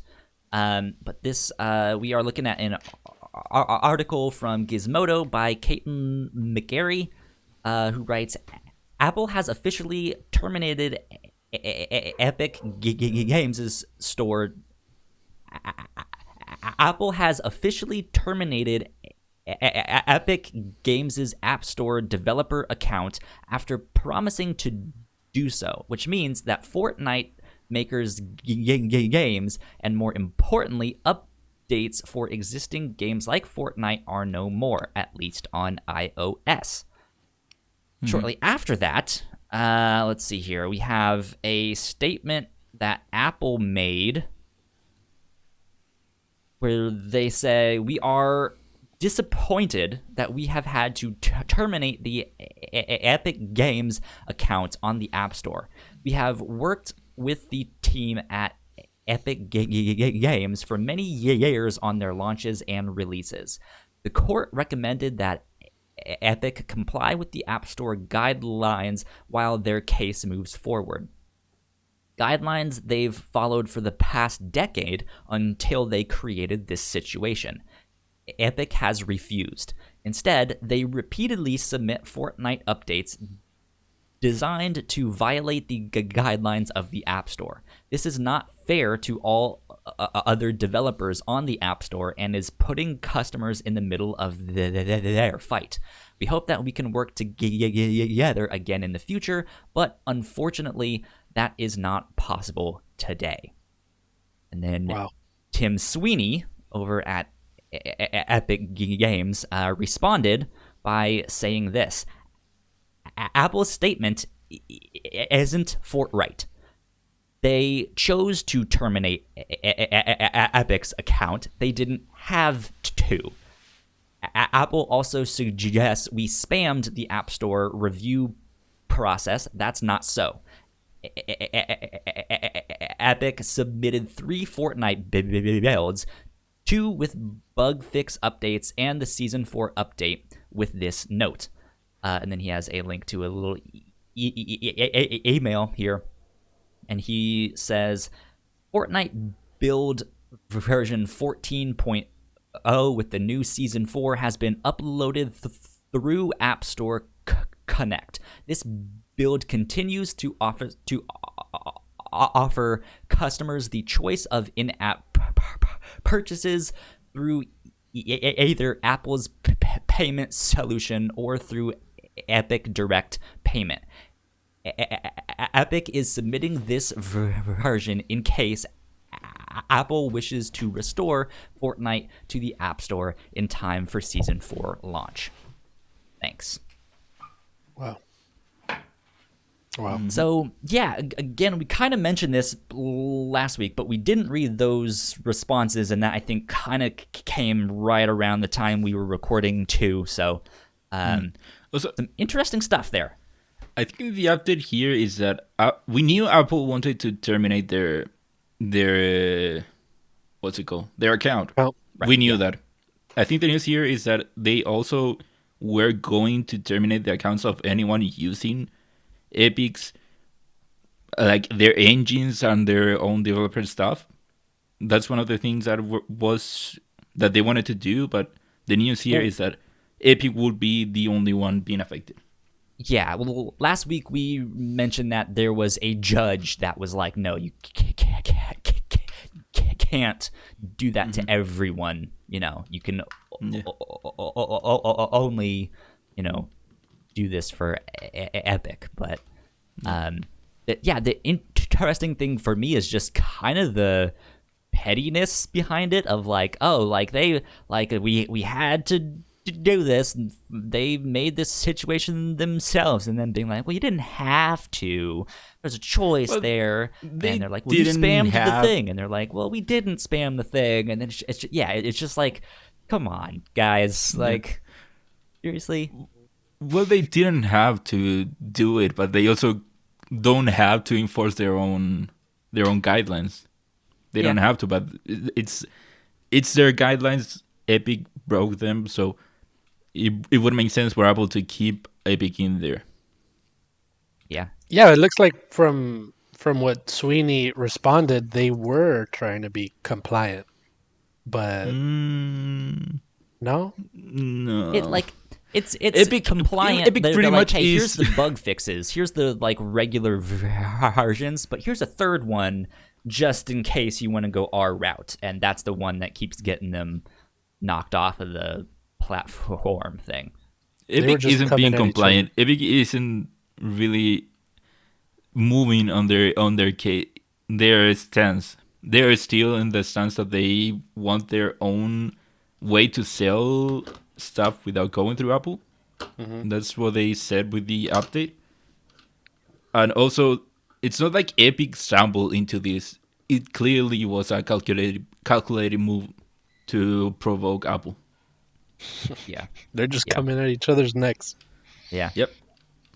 So, I mean, it's one of those things that, like, at the end of the day, I like what Epic is fighting for, but they're not going about it in the right way, I think. Yeah, I don't know. It's kind of weird. And also, again, I mentioned this last week, but I do recommend people go watch the Game Theorist. He made a video on the case of Epic versus Apple and how Epic's end goal is something that it's not what we think it is. Epic's end goal seems to be that they want to have their own store on Apple devices. It's not about the percentages or anything like that. They want their store on their devices. Interesting. And he makes a great case for it. If you look at the legal documents and what Epic has tried to do, that seems to be their end goal. Yeah. That makes sense. Makes sense. Mm-hmm. Let's move on to some WB Games news. Apparently, they are no longer for sale. A couple weeks ago, we got reports that Warner Bros. Was looking to sell their gaming division and all the studios within that, but it looks like that might not be the case anymore. This is coming from Nabila Ahmed and Scott Moritz from Bloomberg, and they write, AT&T has removed its Warner Bros. Video game business from the list of non-core assets up for sale, deciding it was too valuable to unload during its effort to pay down debt and streamline. According to people familiar with the situation, Warner Bros. Interactive Entertainment, the gaming unit that is home to titles like Harry Potter Wizards Unite and Mortal Kombat 11, had attracted interest from several major companies and could have reaped $4 billion, as reported by CNBC in June. But AT&T balked given the business's growth potential, said the people, asking it not to be identified because the information is private. Gino, thoughts on this? Are you a big Mortal Kombat player or something like that? Not a big Mortal Kombat player, but I do like the Batman games. Right, yeah. This, I think, is good for them. They realized what they were going to lose, I assume. Yeah. So they were selling this because they needed to pay debt. Right? Am I correct in that? Yeah. They needed to pay off yeah. debt. They were going to sell stuff like that. But I feel like they're probably going to make more off of the games that are coming out. They're going to make more profit off of those releases. So I think they realized that. Yeah. And just pulled it. That's smart. That's good. I agree with them. That's fine. The whole thing was really strange to me because, this came, like, the news about them selling came, like a month or two before DC Fandom. Yeah. And then a bunch of restructuring hit, and I know a bunch of people at DC Comics got laid off and stuff like that. And that's when this news was also still kind of being around there, like, oh, maybe Microsoft will buy them and stuff like that. But it seemed strange them mentioning that right before the announcements of the Gotham Knights game and the Suicide Squad game. It was like, really? Like, you're gonna say they're up for sale and then announce two new games? Like, it is interesting because I assume they had already seen that stuff. I'm sure they had, because they've been in development for a long time. I don't think it is a coincidence that this news comes out after DC Fandom and after people saw their games. I think it's clear that people at AT&T didn't know the extent of how many people like their games and how many people would buy their stuff. So I think that after people saw the games, they realized that they had maybe something that would be profitable and would be better for them to keep it than to sell it. They saw the positive reception. Yeah. Or like some exec not really knowing exactly what it was and being like, oh, we can get rid of that. And then 2 weeks down the road being like, oh, shit. Maybe not. Yeah. And this is good news. When we heard about this story, everyone was worried about all the state of the games that we knew that would come out.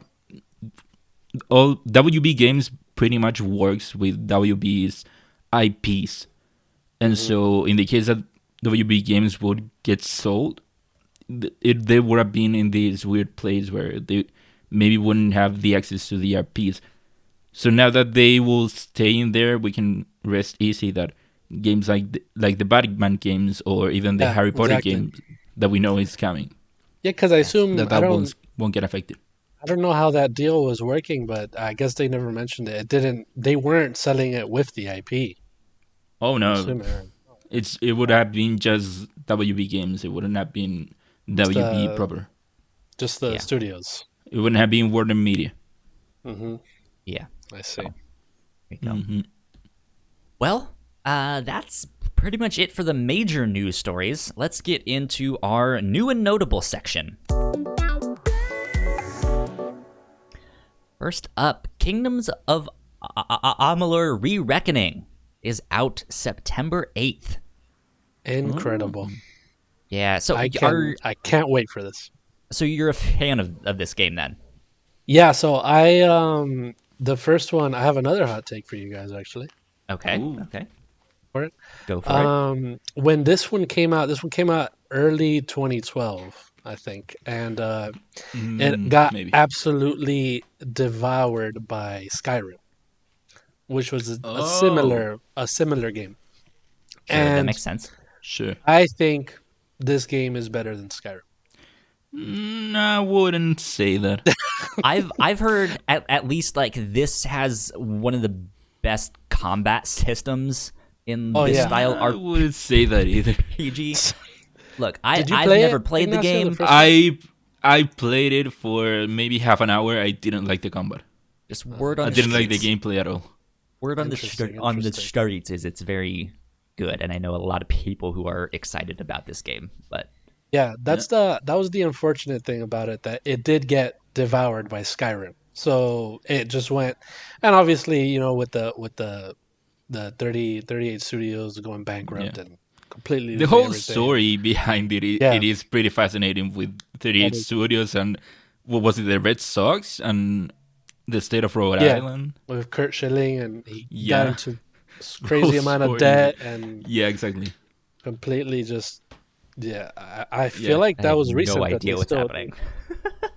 Mm. So okay, so Kyle, so what happened was Kurt Schilling, which was a baseball player, Sure.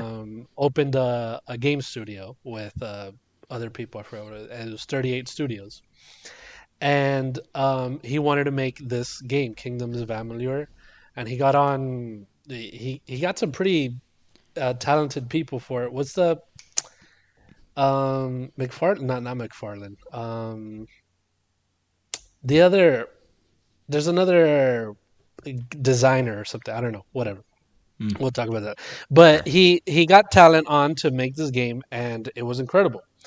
But I think what happened was he underestimated the the cost of the game. So Okay. he took out so much money, trying to pay people and do all this stuff, that he got into debt with the entire state of Rhode Island. Jesus Christ. So, Yeah. so they took him to court. He ended up losing. The studio went under and went bankrupt, and everything that they were working on just got completely canceled. Yeah, they Yeah. were working on, Because I they think, were an working on it. MMO, I think. Yeah, they were working on an MMO for it, and beautifully, by the grace of God, THQ Nordic bought them. Bought Yeah. the I IP. They bought The the I IP. IP. I remember Yeah. that. Hmm. For a So bit it was like, hey, we have the IP.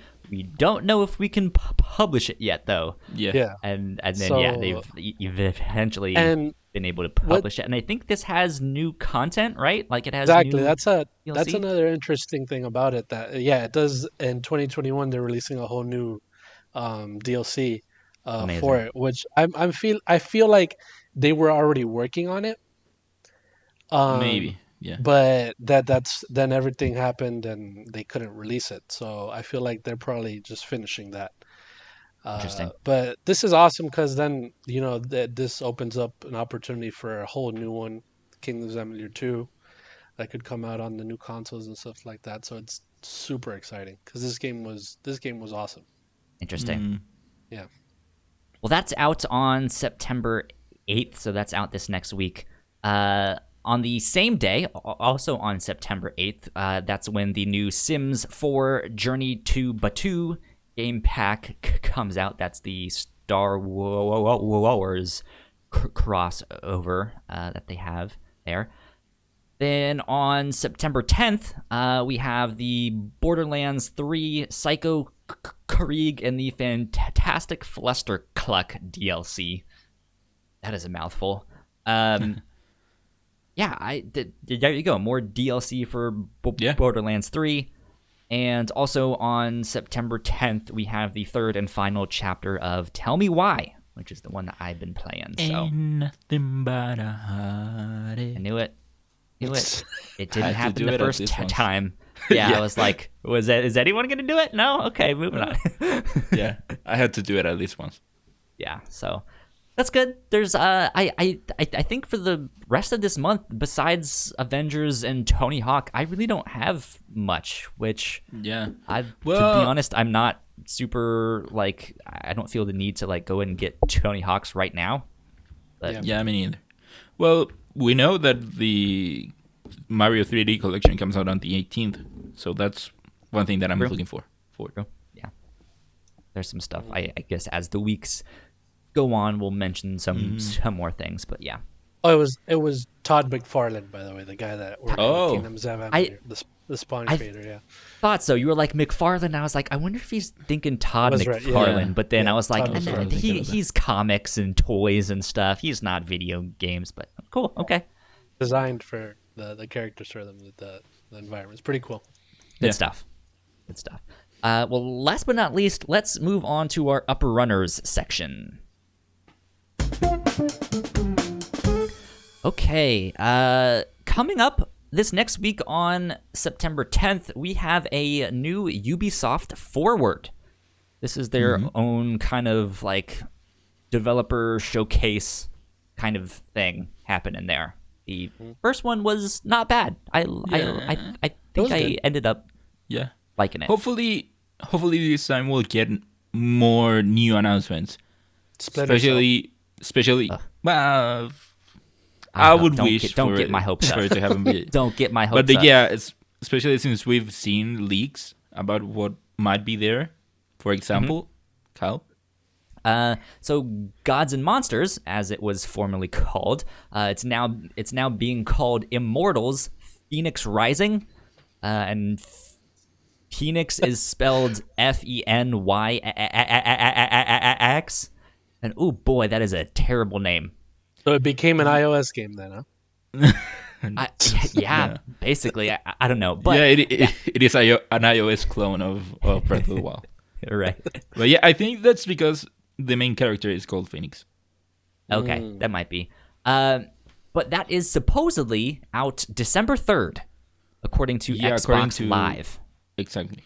Wow. Yeah, some page they had on there. Yeah, I hopefully don't know if that's still up or not, but yeah, hopefully we get some more details about that, because if I'm not mistaken, I think that was supposed to be out earlier this year, right? Yeah, it got delayed. Maybe, it got delayed a lot, yeah.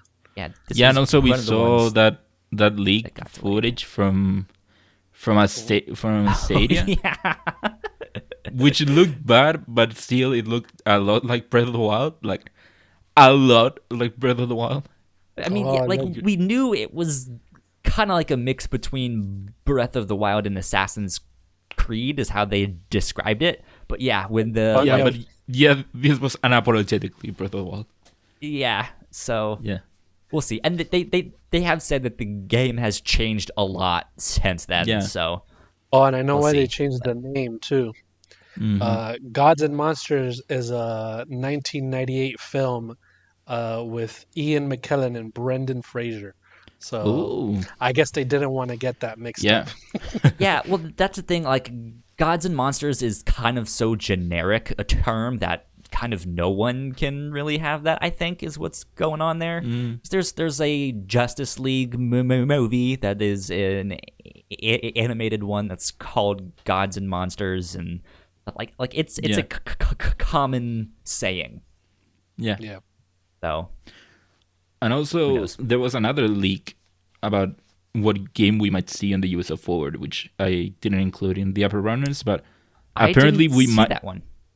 apparently we might be seeing either a remake or a new Prince of Persia. Oh, okay. Yeah. Yeah. We did kind of hear about Prince of Persia. I don't remember if it was last week or the week before that it was like, sounds like there might be a remake in the works. Mm-hmm. Um, Which is pretty cool, although I don't know what place Prince of Persia would have nowadays. Especially with Assassin's Creed being a thing. I was Well- thinking they could probably make that not open world.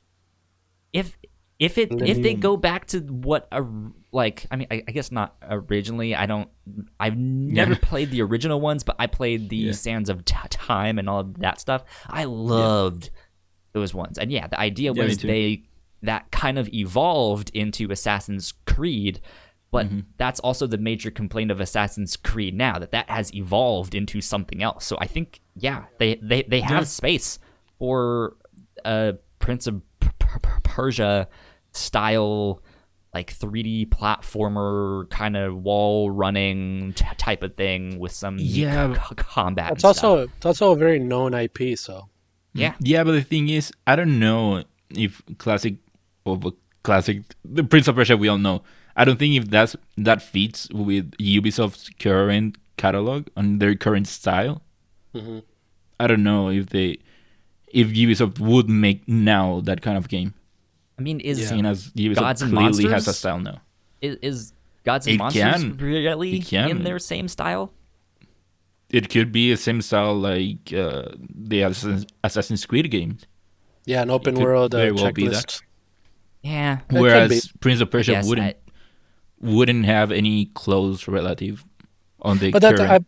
I assume catalog. that's why they would want to have a Prince of Persia game to bring something different to expand it out. catalog. Yeah, because hopefully, to me, Ubisoft now is basically just the Tom Clancy generator, right? Yeah, like it's that's Tom Clancy and plus Assassin's Creed, basically. Yeah, and it's like super realistic looking characters and stuff like that. So yeah, if they can do stuff like Gods and Monsters, if they can do stuff like a remake of Prince of Persia, or see if they can bring that back and maybe go back to that like cell shaded art style or something. Like I think they have room for that stuff that is just like, hey, this looks different. It might appeal to a different audience. It might appeal to a younger generation. Like, who knows?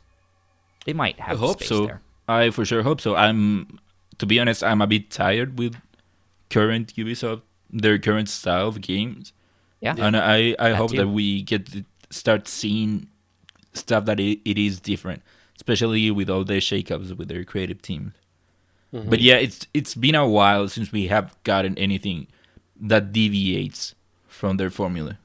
Yeah. Well, that leaked on Xbox Live, but we also have yet another Xbox leak. This time the Xbox Which Series isn't X. really a leak. The Xbox Series S has leaked yet again. This time it was mentioned in Game Pass trial codes that were given with Xbox controllers. It was one of those things where it's like, hey, you can play all these games on your Xbox Series X or S. So, which again, it isn't a leak because it is something that came with an official controller. It is an official Xbox thing. Yeah, Microsoft put that thing in there. This is not even it's someone got their hands on the Xbox Series X controller. No, this was just a regular Xbox One controller that someone bought, and it came with this card, and that's what it said. I feel like the people at Microsoft know that everyone knows there's a Series S. So it doesn't really matter to them if you find out, because they know. So at this point, we all know. But I mean, that's also the thing. Like, I'm wondering if they had originally planned to announce it already, and there were certain things like this that have that language in them that they're just like, you know what? Who gives a fuck? We have bigger things to figure out. Right, like that can be on our announcement. Sure, there we go. Yeah, right? They'll figure it out. That'll be press for us, and that, all press is good press or something like that, Yeah. right? Yeah. Who knows? Yeah. But yeah, so Xbox Series S officially happening according to an unofficial leak. I don't know. According to Microsoft. $3.99. Yeah, exactly. We'll see last about but not that. least, we have one more Xbox thing here to mention, and that is that they have clarified there will be no new next-gen console news at Tokyo Game Show this month. Which actually, what are the dates for Tokyo Game Show this year? Tokyo Game Show 2020. I should know this stuff by now. The 23rd through the 27th. Of September? So, yeah. Oh, didn't know that.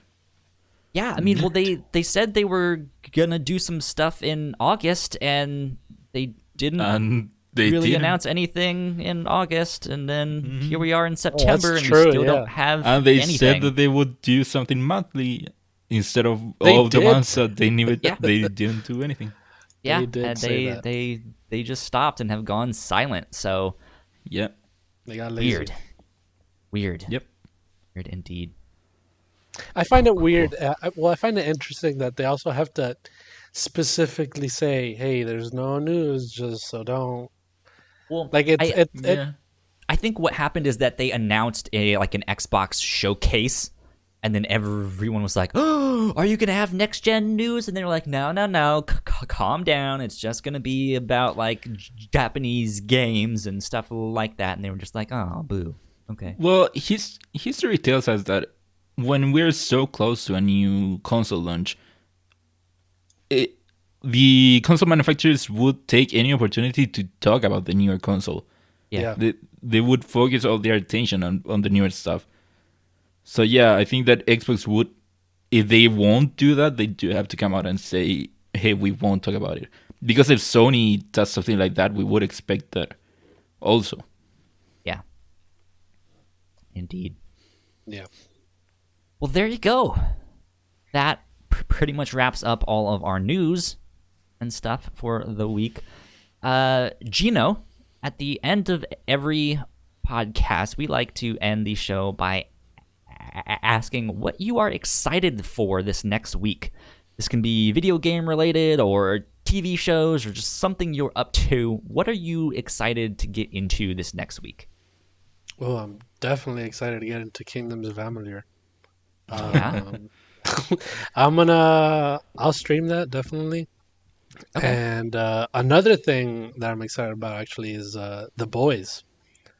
That came out Season 2. yesterday. I gotta start watching it. So I'm definitely gonna be doing that this week too. But yeah, those two things are what I'm excited for this week. Fortunately, finally, Amalur is coming back. We'll see if Kingdoms of Amalur holds up. I hope that it will because I would love to get a new one because Yeah, that nobody would talks be- about it. So Also, I don't That would be expect it to so sell. unfortunate. To be honest. yeah, That No, would be I so mean- unfortunate if it came out and was just like it's not good after like all of this hullabaloo with DHQ buying it and Yeah. all that stuff. It's just like, oh it's good. man. The thing about it was though that when it came out originally, it was well received critically. Yeah. So, but they just had that whole issue. So hopefully, Mhm. now that it's re-released on new consoles and aside from Avengers and Tony Hawk, after people beat those games and stuff, I don't think we're getting anything until Cyberpunk, right? Well, we got No, we have- Watch Dogs at the end of October. We have Star Wars. Oh yeah, when does Cyberpunk come out again? In November? Cyberpunk is in November 19th. Oh, okay, Yeah. okay. So yeah, so We then still have those Star games- Wars. We have Crash Bandicoot. Mhm. There's still some We stuff, have yeah. the There's Mario the new Collection. Assassin's Creed as well, which is also in Yeah. November there. So So There's I'm some hoping big that stuff. this game gets a lot more eyes on it because it definitely Mm-hmm. deserves that recognition. We'll see about it. I don't see like the people that Play remember it. Kingdoms Ignacio, of Amalur. play it. Play I it. won't. I won't. Ignacio is not a believer. No, I won't But spend money on that. But yeah, it's not that the people that were into Kingdoms of Amalur back in the day, I think that they still are excited about it. yeah. But then again, it is an 8-year-old game with 8-year-old mechanics. So I Yeah. don't see a lot of people getting into it. Yeah. I mean, I guess we'll see then. We'll see. We'll see. Ignacio, what are Yep. you excited to get into this week? More Avengers. I just want to Interesting. keep playing. I'm enjoying it so far, and I That want too. to keep Yeah, going. that too. I think same here for me. I'm gonna be finishing up Avengers. I heard it's only like 12 hours ish, 10 or 12. It's not that bad. Hopefully, also playing more of Ori and the Blind Forest, or the Will of the Wisps. Hopefully, I can beat that boss that I've been stuck on. Maybe if you not, get good, I'm gonna you'll be- do it. Yeah, maybe I'll get good this week. Maybe. Maybe. You said that last week. You know what? Every week, maybe I'll get good. Maybe this is maybe my this week, is the week. Maybe this Let is the me week you keep, get good. keep blaming it on the controller. right? Yeah. I Keep mean, I blaming the did buy controller. an We all know off. that nothing happened to the brand. controller. I did buy an off brand. Who knows if the buttons are mapped Oh yeah, who knows? correctly and stuff. You're there playing with an official Xbox controller. Oh no, it is a knockoff. You can't expect it to work well. Exactly. But let's see. I've also been finishing up season 4 of Riverdale, which is just a wild, ridiculous show. Ooh-wee. Yeah, ooh-wee. And Is Cole Sprouse stealing the show? yes, Was he it is still there. Cole or Thielen? It's Cole. Cole. Yeah, Yeah, it's yeah. Cole. It's cool. That's good, and slowly but surely still making my way through a bunch of the Gundam TV shows that I've been watching because I'm a huge Gundam fan. I'm in Zeta Gundam right now, so From what year that's is what I'm that? up to. That was from like 83, I believe, or like Okay, so 85-ish. you're watching the old Old ones, yeah. Yeah. Yeah, I'm How- rewatching all of the stuff in the UC timeline. I feel like I saw a video on. I haven't watched all of them, but I saw a video a while ago about a very dramatic scene in. I think it was Gundam Wing. Is that show known to be very dramatic in the way the people talk to each other? Potentially, yes. It is the shows have very much they're big on like anti-war sentiments and like look at the Oh, yeah. monstrosities, all of that stuff. So yeah, there's some look up dramatic the stuff. best scene in Gundam Wing on YouTube. I'm assuming it's the one where she invites him to her birthday and he Yes. rips it up and is like, "I will kill Exactly. you," and then just He walks away. It's like, dude, you're in high school. Shut the That fuck is up. Like, so dramatic. So dramatic. He Are you ripped up watching her. Are you watching it subbed or dubbed? I'm watching it subbed. Okay, nice. Yeah. I'm so- proud of you. Oh yeah, no, I go back and forth on stuff. I do like to watch things in dub sometimes when I just don't want to pay attention. But I am a huge Gundam fan, so I have to go with the originals. So Yeah. Mm-hmm. but yeah, that's about it. Ignacio, where can the Yup. people find you on the internet? Well, they can find me on Twitter at Ignacio Rojas B. That's IGNACIOROJASB. Go. And Gino, where can they find you? On Twitter, you could find me at Gino GINO _ Viteri VITERI, and on Twitch at Gino GINO VII. Go. You guys can find me at Yo Kyle Springer on Twitter and Instagram. If you guys want to stay up to date with our shows, we are at The Whatnots on Twitter. Go like, share, subscribe, tell a friend, tell a foe, sell your soul, do whatever you need to do to help spread the word. I think we finally are at 85 subscribers on YouTube. So we are still pushing for 100. So if you guys could help us out with that, that would be amazing. Go subscribe to us on YouTube. But I believe that is it. Gino, thank you so much for joining us this week. It was awesome. Enjoyed it a lot. Yeah, indeed. Hopefully we'll have you back very soon. Definitely. Indeed. With that, let's get out of here. This has been episode 40 of Crossplay. We will be back next week. Bye. Bye. See you guys. Thank you so much for checking out our podcast. We hope you enjoyed that one. If you guys have been playing Avengers, let us know who you are playing as. Who's your favorite character? Do you guys like the game? Do you not like the game? All that stuff. And in the meantime, go subscribe to our channel right up here in this corner. That would help us out a ton. And also go watch one of our other videos right down here in this corner. We got plenty more podcasts where that came from. And yeah, we will see you guys next week then. Bye.